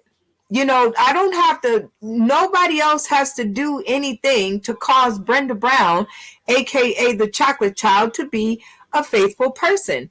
That's just something I do. That's just something I do for myself. And I think, a lot of people should. Because it's wear and tear on your feelings, dealing with more than one motherfucker at the same time, going back on your word, being untrustworthy, being a cheater, having to convince the next man that you're not a cheater, all of these things. So why put yourself through that when you can just have expectations for yourself? And then being faithful would not be hard at all, because those are the expectations you have for yourself. If you don't have those expectations for yourself, then it doesn't matter what anybody is going to do. You're going to do what you want to do, because you're going to be trying to reach your expectations, not others. Let's see. Niggas use love as a weapon. It's hella hard because y'all women be testing the limits. Dominic D. Foster, you are not incorrect, my dude. You are not incorrect. You said it's false. If you truly love someone, being faithful is easy, and you're saying that is false, because niggas use love as a weapon. It's hella hard because y'all women be testing the limits, meaning, I'm thinking, and you can put down in the comments if I'm wrong, that it's hard for you, a man, to be faithful because you're not getting it at home, and she has the power to whether you can get it or not. So it's hard for you to pull back and be faithful. And I think that's what I was just commenting on, which is it's got to be something that you don't do. It's not, it's doesn't matter what she does, it's or what a woman does. Um, it matters what you do and the standards you have for yourself. If you're not a cheater, you're not going to do it. And it being easy is not even going to be a thought, whether it's easy or hard.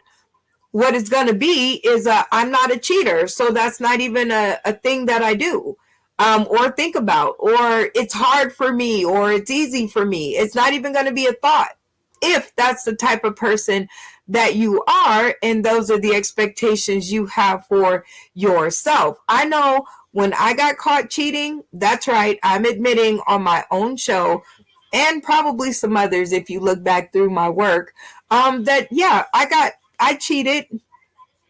And what broke me from cheating is not the fact that I thought I'm going to become a better person, even though I did become a better person. Let's get that under wraps. What stopped me was I was a horrible liar. Like I could not seem to lie and get away with it. My head would be saying to lie, but my voice would say something different. And then my body would do something different than what my head said or what my mouth said. What that mouth do? Oh, anyway, that always comes up when I think about a mouth. Oh, it has been 6 years. It's been 6 whole years. 6 whole years. And not a word to you. 6 whole years. I hope that you're not through. That's me singing to my vagina. I hope she's not done. Anyway, I just think that these are standards that you set for yourself. Dedication to me is important. I am the primary. And she let her goals be notated. Dedication to her is the primary, or is important because she is the primary. Shout out Lisa Wood. You ain't ever got to be a cheater if you aren't a liar. Roman Ellis is dropping bombs on my timeline. You are absolutely right, Roman Ellis. You never have to be a cheater if you're not a liar. And if you just say what it is that you really mean and allow that person to deal with it, then the world would be a better place. And cheating, again, would not even be hard or easy. You wouldn't even think about it because you just be busy doing what you want to do and voicing what you want to do. Cheating only comes in when you don't feel like anybody is listening to you, or when you feel like your needs are not getting met, and you are that kind of person that does not have those expectations for themselves. So Roman Ellis dropping bombs. Let's see. Dominic Foster. Exactly. Especially if you a man that got things going for yourself. I might not cheat, but leaving to get some is even harder. And cheating is easier than staying faithful. Oh, so he put the big, it's easier to be in a relationship and go out and get some than it would be to break off the relationship and then go out and get some. So cheating is easier than staying faithful because it's easy pickings, right? Because you already have somebody in the house, and they do say that you take on a different smell when you're in a relationship. So it's easier to, get the hoo-ha because you're already in a relationship. So you have kind of like a different smell on you. So definitely, Dominic, I can see why cheating is easier than staying faithful, because you can. And so it already told me that the person who has this mindset is not the type of person that just wouldn't do it at all, no matter what, which is like a person like me. And then again, let's see who this is. So that was Dominic, and this is Roman Ellis. Says, I've been on both sides of the coin, and now I lead with what it is that I'm going to do. There you go. You lead with, and that's when you're on the cheated side of the coin, mind you. You lead with what you're going to do. Don't let anybody else ever make the decision about what it is that you're going to do. You have the optimal choice and decision to do what you want to do. And in that, don't ever let somebody else be the person to tell you if the relationship is going to go on or not. You have the decision, the chops, the mindset, the heart power, the soul, the spirit, all of that stuff that you need to decide if this is for you or not. Bub Jenkins says, are we talking specifically about cheating in a marriage or just in dating? Is there a difference? You'll have to explain to me the difference. I think cheating is cheating. Whether you are tied together by a piece of paper or you're not, a verbal agreement is very strong in the court of law. And so I don't think that there's a difference. If you guys are, I see you guys tuning in. So thank you very much for that, for tuning into this episode. It's a very poppy episode. It's very hot fire. And I don't know if there's a difference, Bob Jenkins, but maybe you could tell me if there is or isn't. Roman Ellis, it's so unfair to not allow someone the opportunity to say, hey, that doesn't meet up with what I want. Exactly, Roman. Exactly. Give the person the opportunity to make the choice, okay? Like, don't make decisions for me. Let me make my own decisions. Yeah, you gotta drink water. You be up here like thirsty, dried up.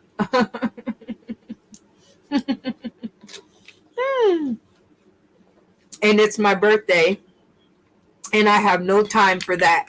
All right. And yeah, you're right. It is unfair. I think everybody should put their cards on the table. That way, you have a chance to make up your own mind about whether you want to stay or what it is that you want to do. Roman Ellis says lying to protect someone's feelings is cowardly and totally just an excuse not to use your own big boy words or big girl. And Roman Ellis, you are on fire. I will be so happy when I get a chance to interview you on this show. I can see right now you are going to be a hell of a guest. So shout out to you, Roman Ellis. Dominic D. Foster, nice topic. Gotta run. Keep at it. Okay, Dominic, see you later. It is a great topic because I I ran across it, and people who post on my page, they have great topics. They have great topics. But we're not going to keep at it. Like, we don't just stay on one thing. There are so many things to talk about in this world. Yes, if you're not married, you're single. If you're married, that is a pact between your spouse and God. Okay, so that is the difference. God is the difference, because God has been brought into it. So I'm thinking in my head that you're not married, you're single, and the pact between you, your spouse, and God, I think it's between you and your partner. So if I got to wait for God to come in when you give me your word on anything, that's going to make the rest of the relationship really hard. If I got to wait for, you to put God in everything that you give me your word on. So being single, being single and dating someone, if you give me your word that you're not going to be out doing the hokey pokey with anybody else, then I should be able to trust your word, because trust is vital. So I would think you need the same thing, whether you have a piece of paper or not. It is between, the only difference is you're bringing God into it, but I should not have to depend on bringing God to the table to get you to keep your word. Yayo, Jay Chandler is in the house. I love you, Jay. Welcome, welcome, welcome to the conversation. Let me put this back up here so you guys can see what the heck it is that we're talking about. If you truly love someone, being faithful is easy. And I want to know if this is true or false. I I think if you have standards for your own self, that this should not be an issue. This should not be an issue at all, because it shouldn't even be a question if you have standards for yourself. Let's see. Sedmore says cheating is only when you have to lie. Honesty is the key. Tell the truth. You will be surprised what your significant other will agree to. This is coming from a happily married man, 9 years and running. Ooh, dropping bombs. Okay. Okay. Dropping bombs on us, y'all, said more. And oh man, talking about another one coming to Vegas to visit. Shout out to you, said more. I cannot wait to see you here in Vegas. It is going to be a great, great trip. Man, you guys, this man is super funny. This man is super funny in the house. And I can't believe that he is coming back to Vegas a second time to see me. This is going to be amazing because I got to see him in person the first time that I ever met him. He actually was like, yeah, I'll come to your show. He came. He said, yes, I will buy the emergency package. He bought it and he came. He tore the stage down, and I cannot wait for him to get back, even though my car has no air conditioner, so it might be a little bit harder this time. This is the topic that we are speaking on.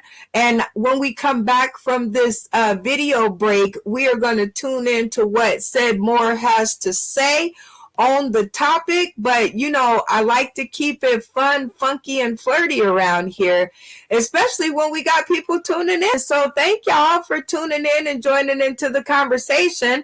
I was just speaking of this dude and he chimed in, so y'all might as well get to know him a little bit better. I do what I can. Yes, he's giving back to the people. All right, don't feel bad. Good thing. All right, hey, wait. Go ahead and keep bringing up the next performers and everything like that. Please give a warm welcome to the very, very funny. This is Cedric.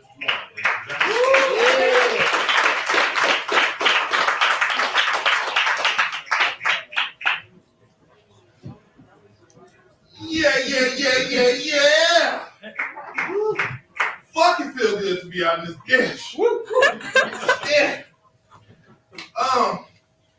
This wasn't a part of my original set. Some shit happened on the way in the door. I'm not gonna ruin it like this nigga over here ruined it when the bitch said nigga. But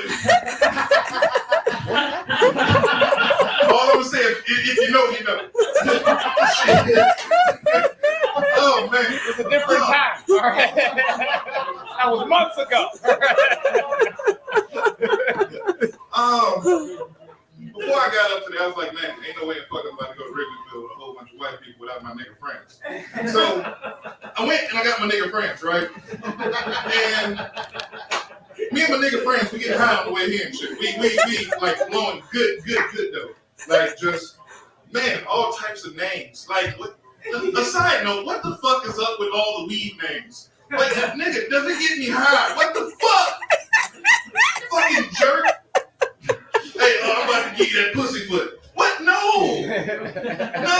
But back to my point. I'm sorry. I'm losing. I got a whole lot of shit I need to say and get it in.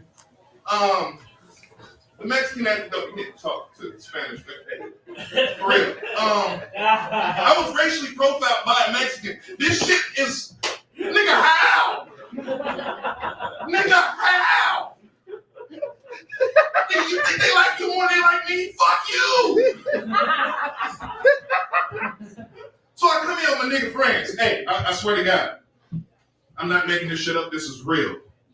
He looks, opens the door. Can I help you? We're here for the comedy show. No, the fuck you niggas ain't.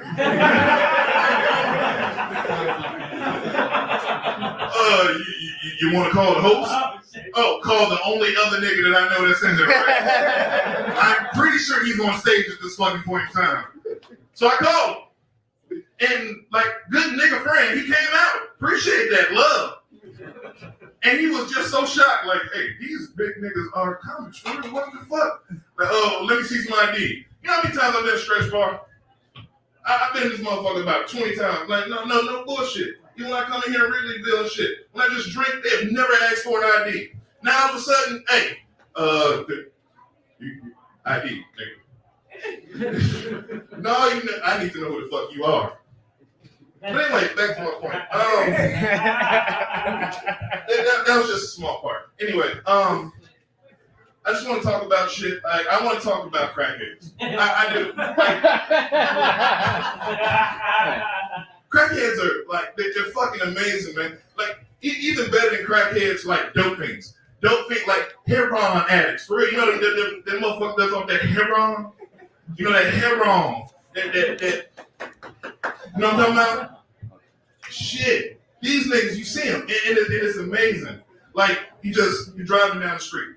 During quarantine, I did a lot of driving. You know, just need to get the fuck out of the house because I have kids.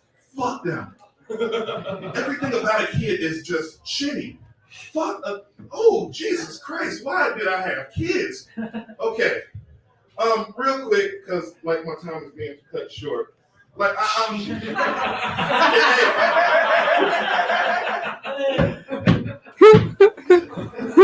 Fuck! You got 5 more minutes now. Well, shit. You doing 5 more? I don't know. Maybe I can have 5 minutes or it sucks being a parent. It really does. These motherfuckers are in your face 24/7. But again, I need to get back to my actual joke. I said I got some shit that I need to say about crackheads, and then we up here doing this shit. Because the Mexican blew me in the front. Fucked up, fucked my whole life up. I was like, hey, I'm about to call Mark. You know what I'm saying? Do the crackhead bit. We want to hear it. Okay. I drive down the street, right? And I'm looking at the people. I live on the south side, South side, you just get a mixture of niggas. It's like a fruit of nigga.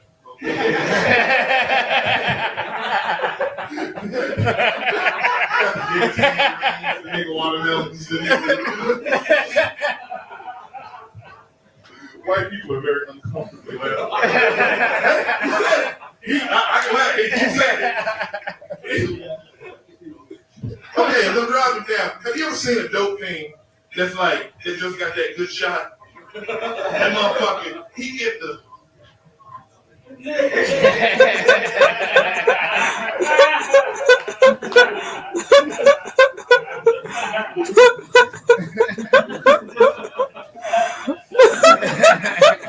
the motherfucker never falls. Like, what is it that's in heroin that your balance can be that great? Like, you need to get that to the Olympics. For real, like, the motherfucker on the balance thing, just imagine a woman.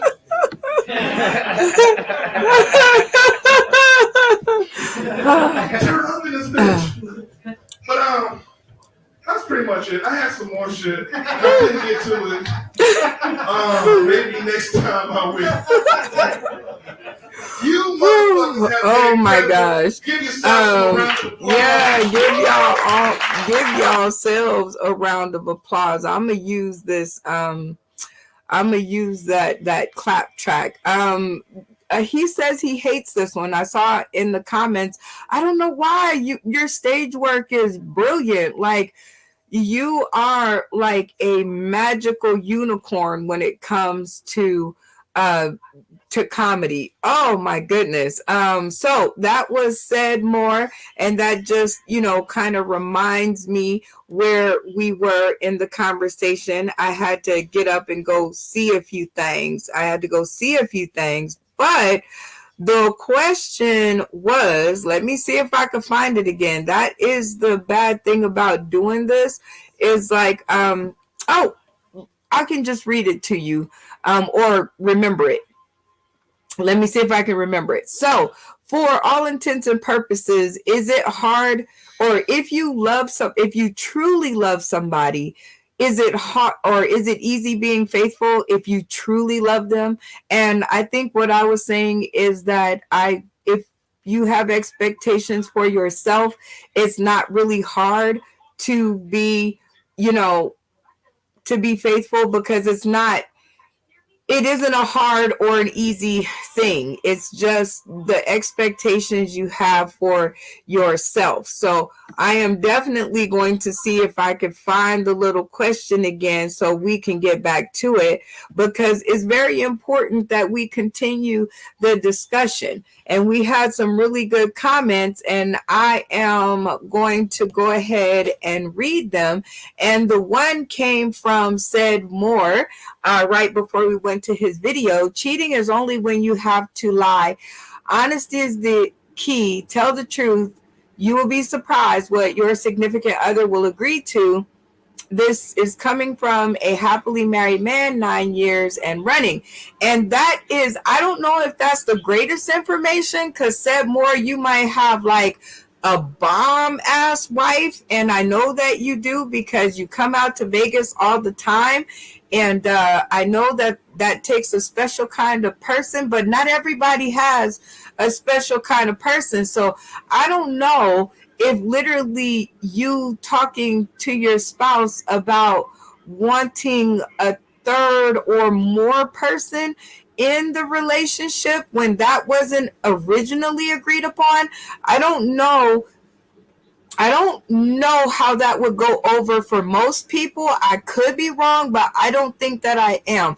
However, so I mean, fellas, or fellas, he's talking to you, or ladies, right? I think he's talking to everybody. If you feel you have the kind of spouse that you could tell them something like this and not get, your head knocked off, or not have them leave you right there on the spot, then I suggest definitely you go and you talk to them about this. But if you don't feel like you have that kind of person, being faithful is a matter of, I guess, lying and not lying, right? We discussed that in the previous comment. If you never lie, you don't have to worry about cheating. But I wouldn't necessarily just to take that to mean you can tell your spouse anything that comes to your mind, so long as you're telling the truth. Because he's right, you would be surprised at some of the reactions that you would get. And I'm not sure if all of them would be the ones that you would necessarily want. Jay Chandler says, I'm off work today, came through to check out the show. Well, thank you so much, sweetheart. We finna be live in Vegas. This is only the tip of the iceberg, but I'm glad that you came by, because like I said, I need your shirts. If y'all gotta look him up, his shirts are the bomb. Diggity.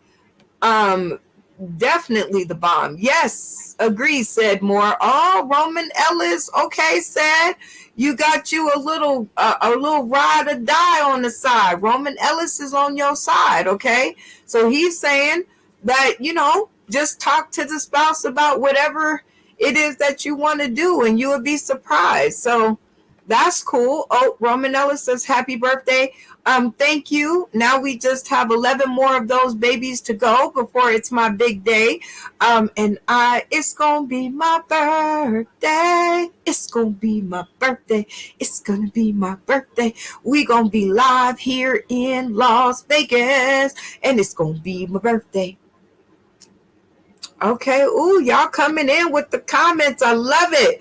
All right, GD Fenderson says God has nothing to do with it. If your word does not mean anything without God, it means nothing with. Booyah! I love it. GD Fenderson is on my side. Shout out, y'all. Shout out to him. That is what I am saying. It should not take God to come in on every deal that you're on. Your word should be your bond. If you don't have currency, you should have courtesy to follow the words that you speak. So if we both agree that we're not seeing anybody else, or we're not humping on anybody else except for each other, our word should be definitely our bond. Romanella says, I feel like that applies across the board. True, whether it's a physical, intimate relationship, married, or even just a friend. Thank you. I think I got another person on my side. Yep, it does apply across the board. You should just have standards for yourself. Physical, intimate relationships. If you're the kind of person that has those requirements for yourself, cheating isn't even a thought. That is not even the resolution that you come up with, even if you're having the worst problems ever. Listen, I was in a marriage that was terrible.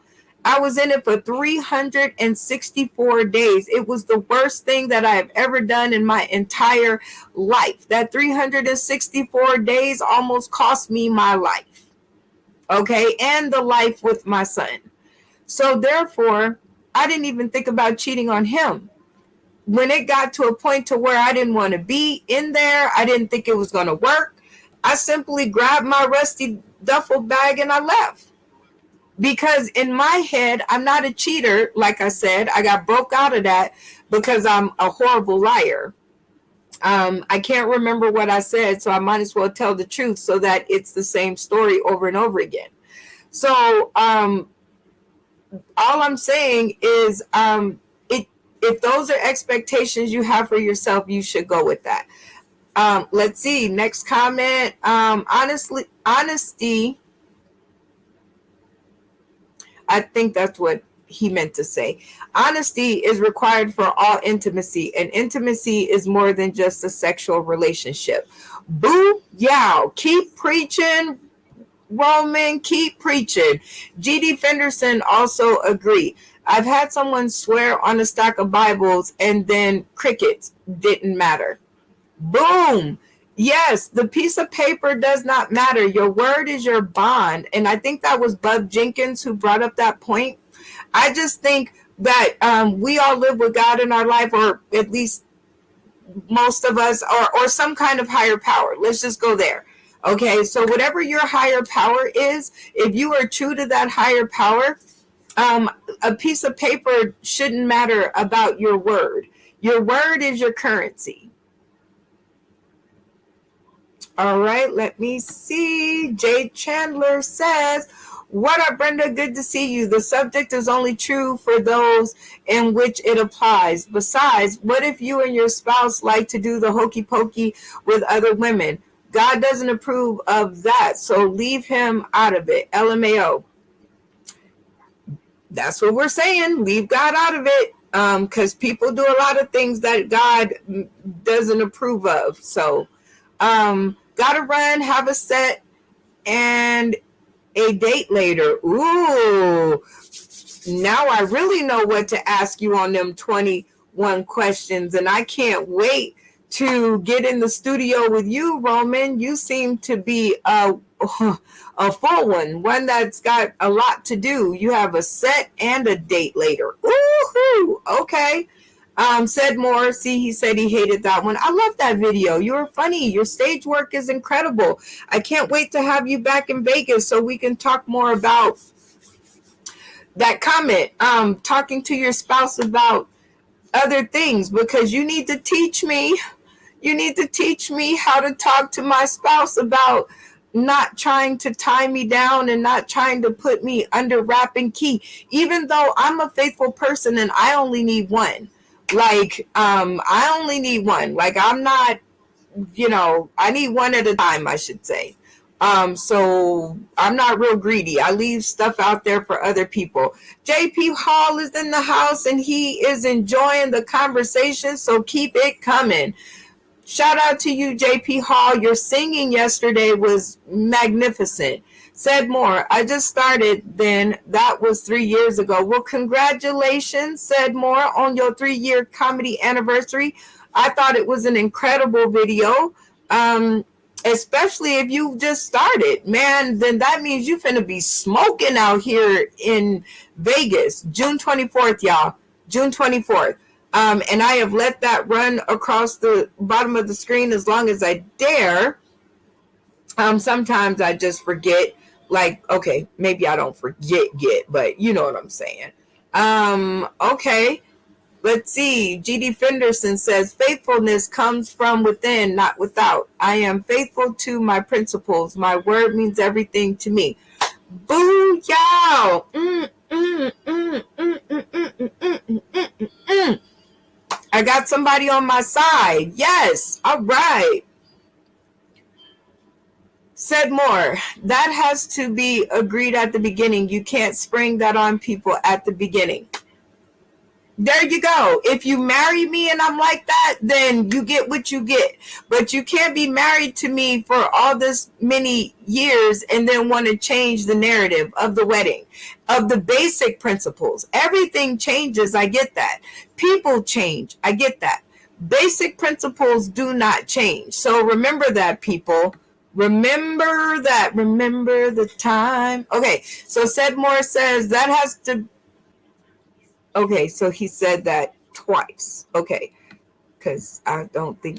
Okay, that's it. Hey, Lady B. Hey, Arkany Moore. It is good to see you guys all in the space and all up in my place.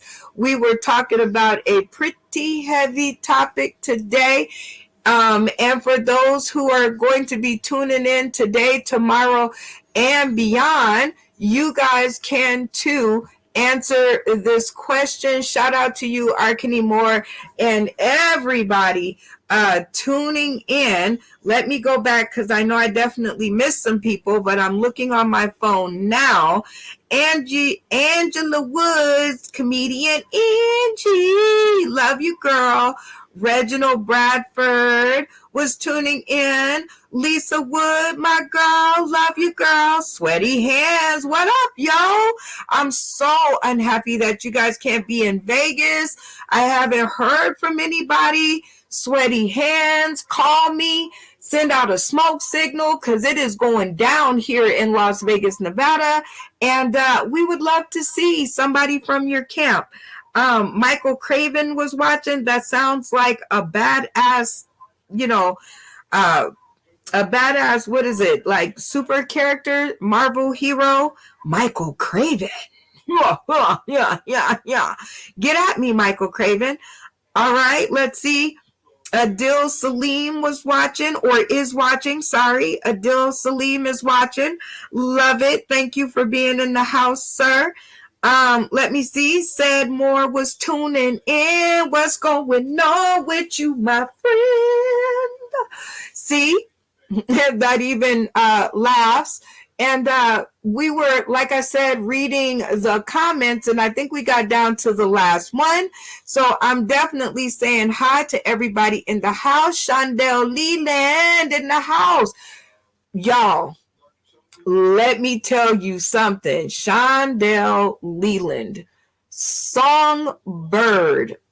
And actually, she was one of the first people that I ever met when I really got the bug for entertainment. And I remember hearing her sing here in Vegas, and I was in love ever since. That woman is amazing. I don't even know what you're up to these days, Shondell, but please get at me in my inbox. My birthday is coming up. My birthday, June 24th. Make it y'all business to be there because Shondell Leland is one of those people that I would love to coax into my venue to lend her golden pipes to our audience. You guys will appreciate me for it. You guys definitely will appreciate it from me. Let's see who else is here. Dominic D. Foster, what's going on, you? Thank you for tuning in to the conversation and lending your words of wisdom. You're like super dope like that.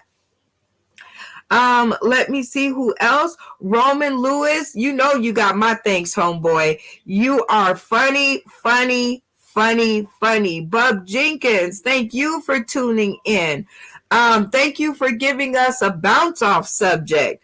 Ranjit Kumar PD, I hope I got that right. Thank you for tuning in. Juan Morgan. Every time I see your name, Juan, I think it's Wanye, like like the singer from Boys to Men, Wanye Morgan. And so that is my secret wish when I see your name, is that one day You're going to come live to my screen, and it's actually going to be YALL Morgan from Boys to Men. I think that's his whole name. I might be getting it mixed up with Tracy Morgan and YALL. I don't know. But definitely every time I see your name, YALL Morgan, Juan Morgan. See, I'm trying to conjure up Boys to Men. Every time I see your name, that's what I think about. So thank you for tuning in. Janet Stewart, thank you, my dear. Thank you for tuning in. It is good to see all of you newbies on the timeline. And please stay tuned to taking it to the stream with your girl Brenda Brown. I'm going to be doing more of these because, like I said, it's my time to connect with you all. It's my time to have a conversation with you. And I like doing that. You guys are brilliant. You guys are amazing. Daniel D. Dominic D. Foster, we already said hi.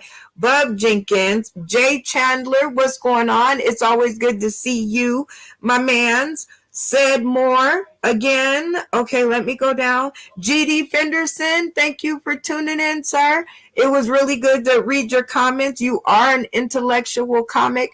And you guys, you got to tune into the show or go to Google. He's Googleable, GD Fenderson. Just type that in, comedian GD Fenderson, and you will get everything. Google is amazing when you are Googleable. If you're still out there not being able to be Googleable because somebody else is on top of you every time you type in the letters, then you need a new name. Just saying. JP Hall, I miss you guys. I miss the family. I miss I miss y'all. I miss the one. I miss all of you guys. I can't wait to see you all again live on stream at some point.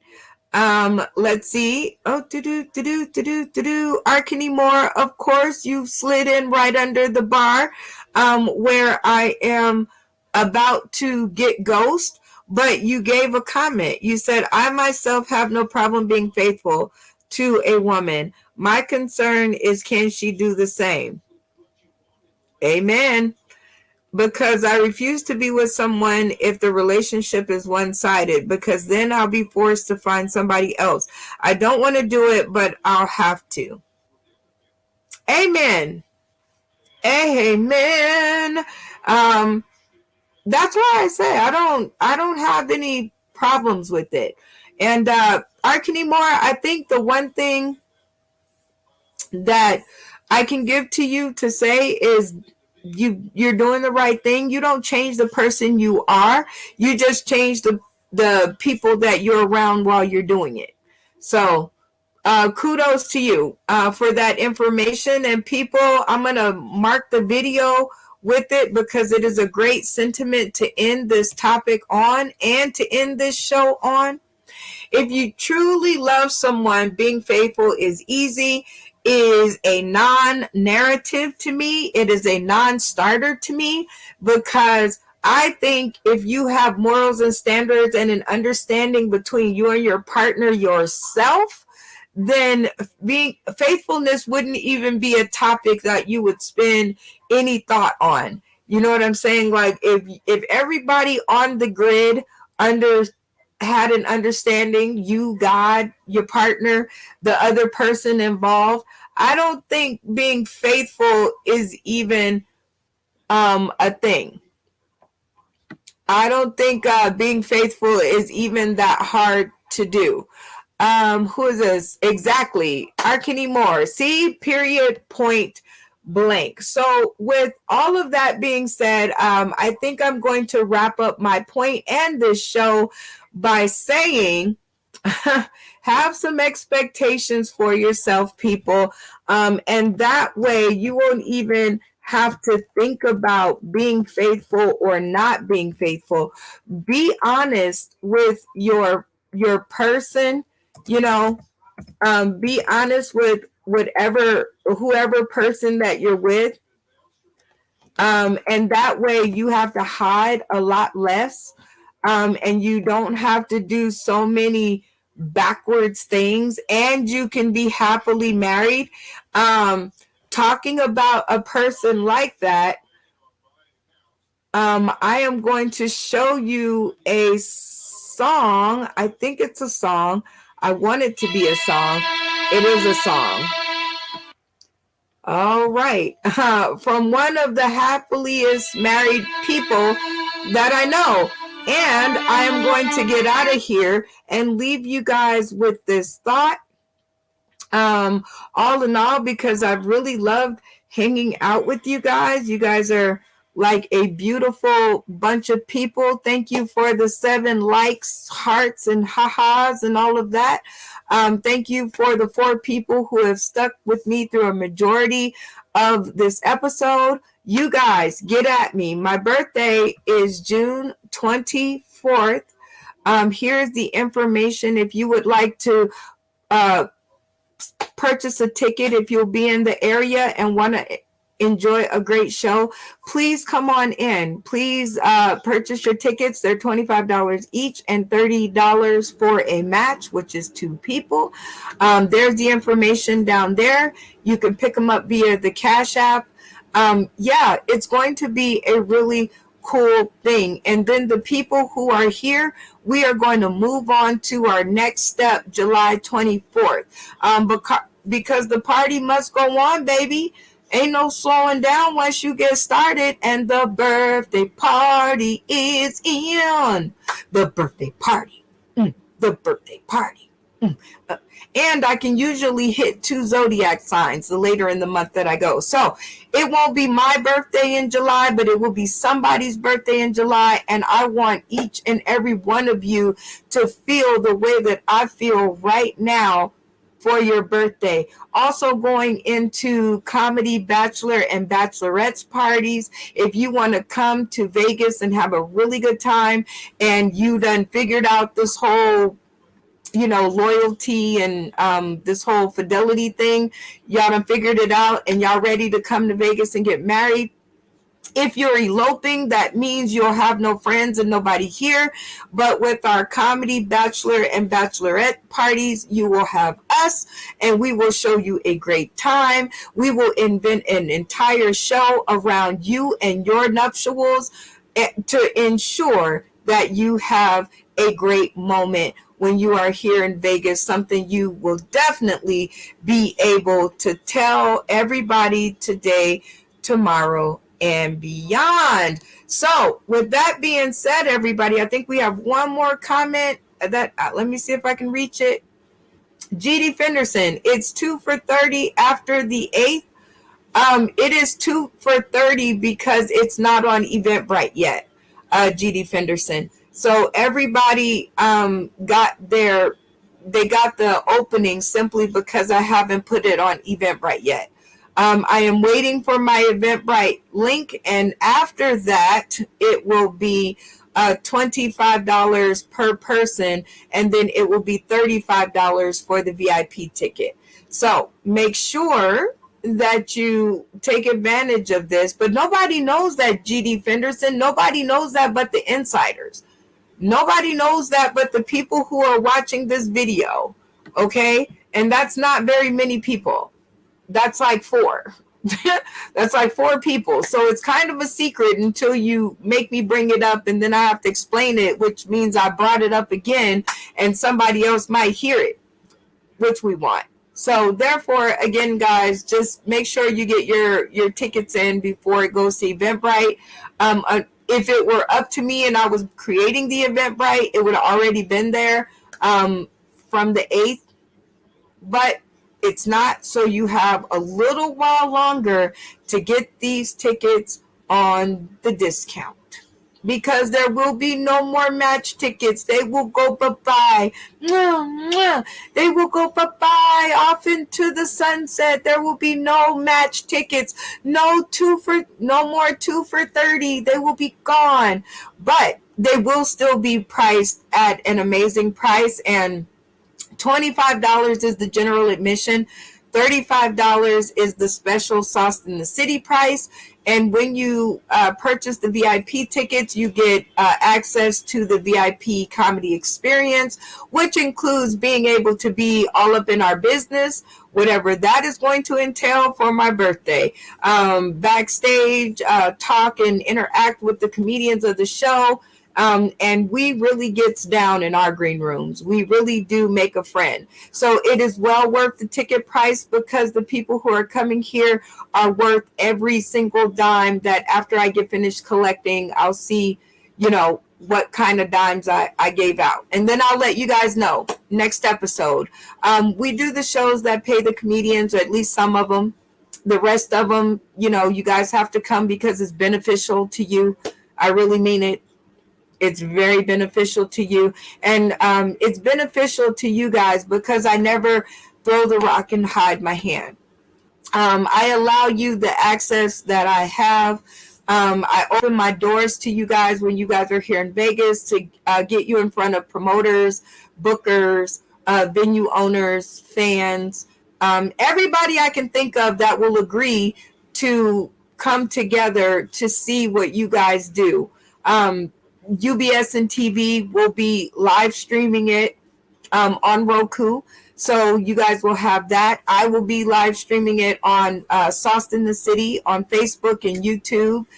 So it's just like a whole bunch of stuff going on. And for $35, you get to be privy to it all. For $25, there's still great seats because it's only a 70-seat theater. So you get to see everything. But the shenanigans, you won't be partial to the ones that are behind stage. But the ones in person, you'll get a great bird's eye view. So it is a great ticket for a great price. The Try It or Trash It kitchen will be open. So you guys will definitely have a good time with that.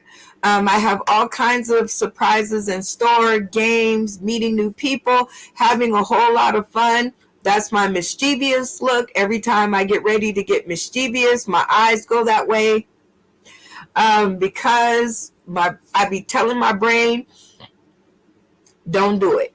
I be telling the brain, don't do it. So with that being said, everybody, you guys can catch me later on tonight, 6 p.m. Pacific Standard Time, for your next edition of Weigh In, Y'all, a 21-question conversation, or another long-ass conversation with me tonight at 6 p.m. Pacific Standard Time. Either way, something's got to be there. So I hope I'm not there by myself, and I hope to see you guys either way. This has been Taking It to the Streets. Or, I'm sorry, that's the song that I got it from. Taking it to the streets. Ooh, ooh, ooh. Taking it to the street. Ooh, ooh, ooh. That's a shame. I gotta sing my own theme song, my intro and my outro. I hope somebody takes pity on me one day.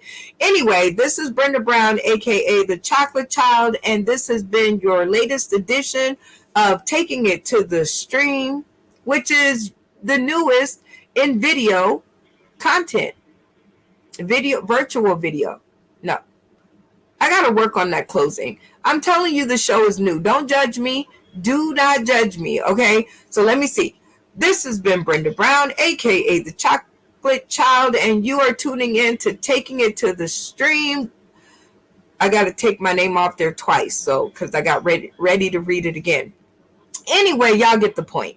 We come here to play videos, to catch up, to give access, to answer questions, to have well-needed discussions with people. I never know what you guys are thinking and what's going on in your head until I ask the question. And then I am here for the entire shenanigans of it all. I love you guys so, so very much. And thank you guys all for the likes, for the shares, for tuning in to what I'm doing here. And catch me later on tonight. I love you guys. And I'm going to leave you with a great video. Shout out to Katash and UBSN TV. All over there doing their thing, y'all. Attention, attention, everybody. From Nigeria to America, we do the collabo, and it's Shirley and Katash on the vocal, right now, going on the things you do when you're teasing me, girl. Oh, you're down for the you're my fantasy, baby, can't you see, girl?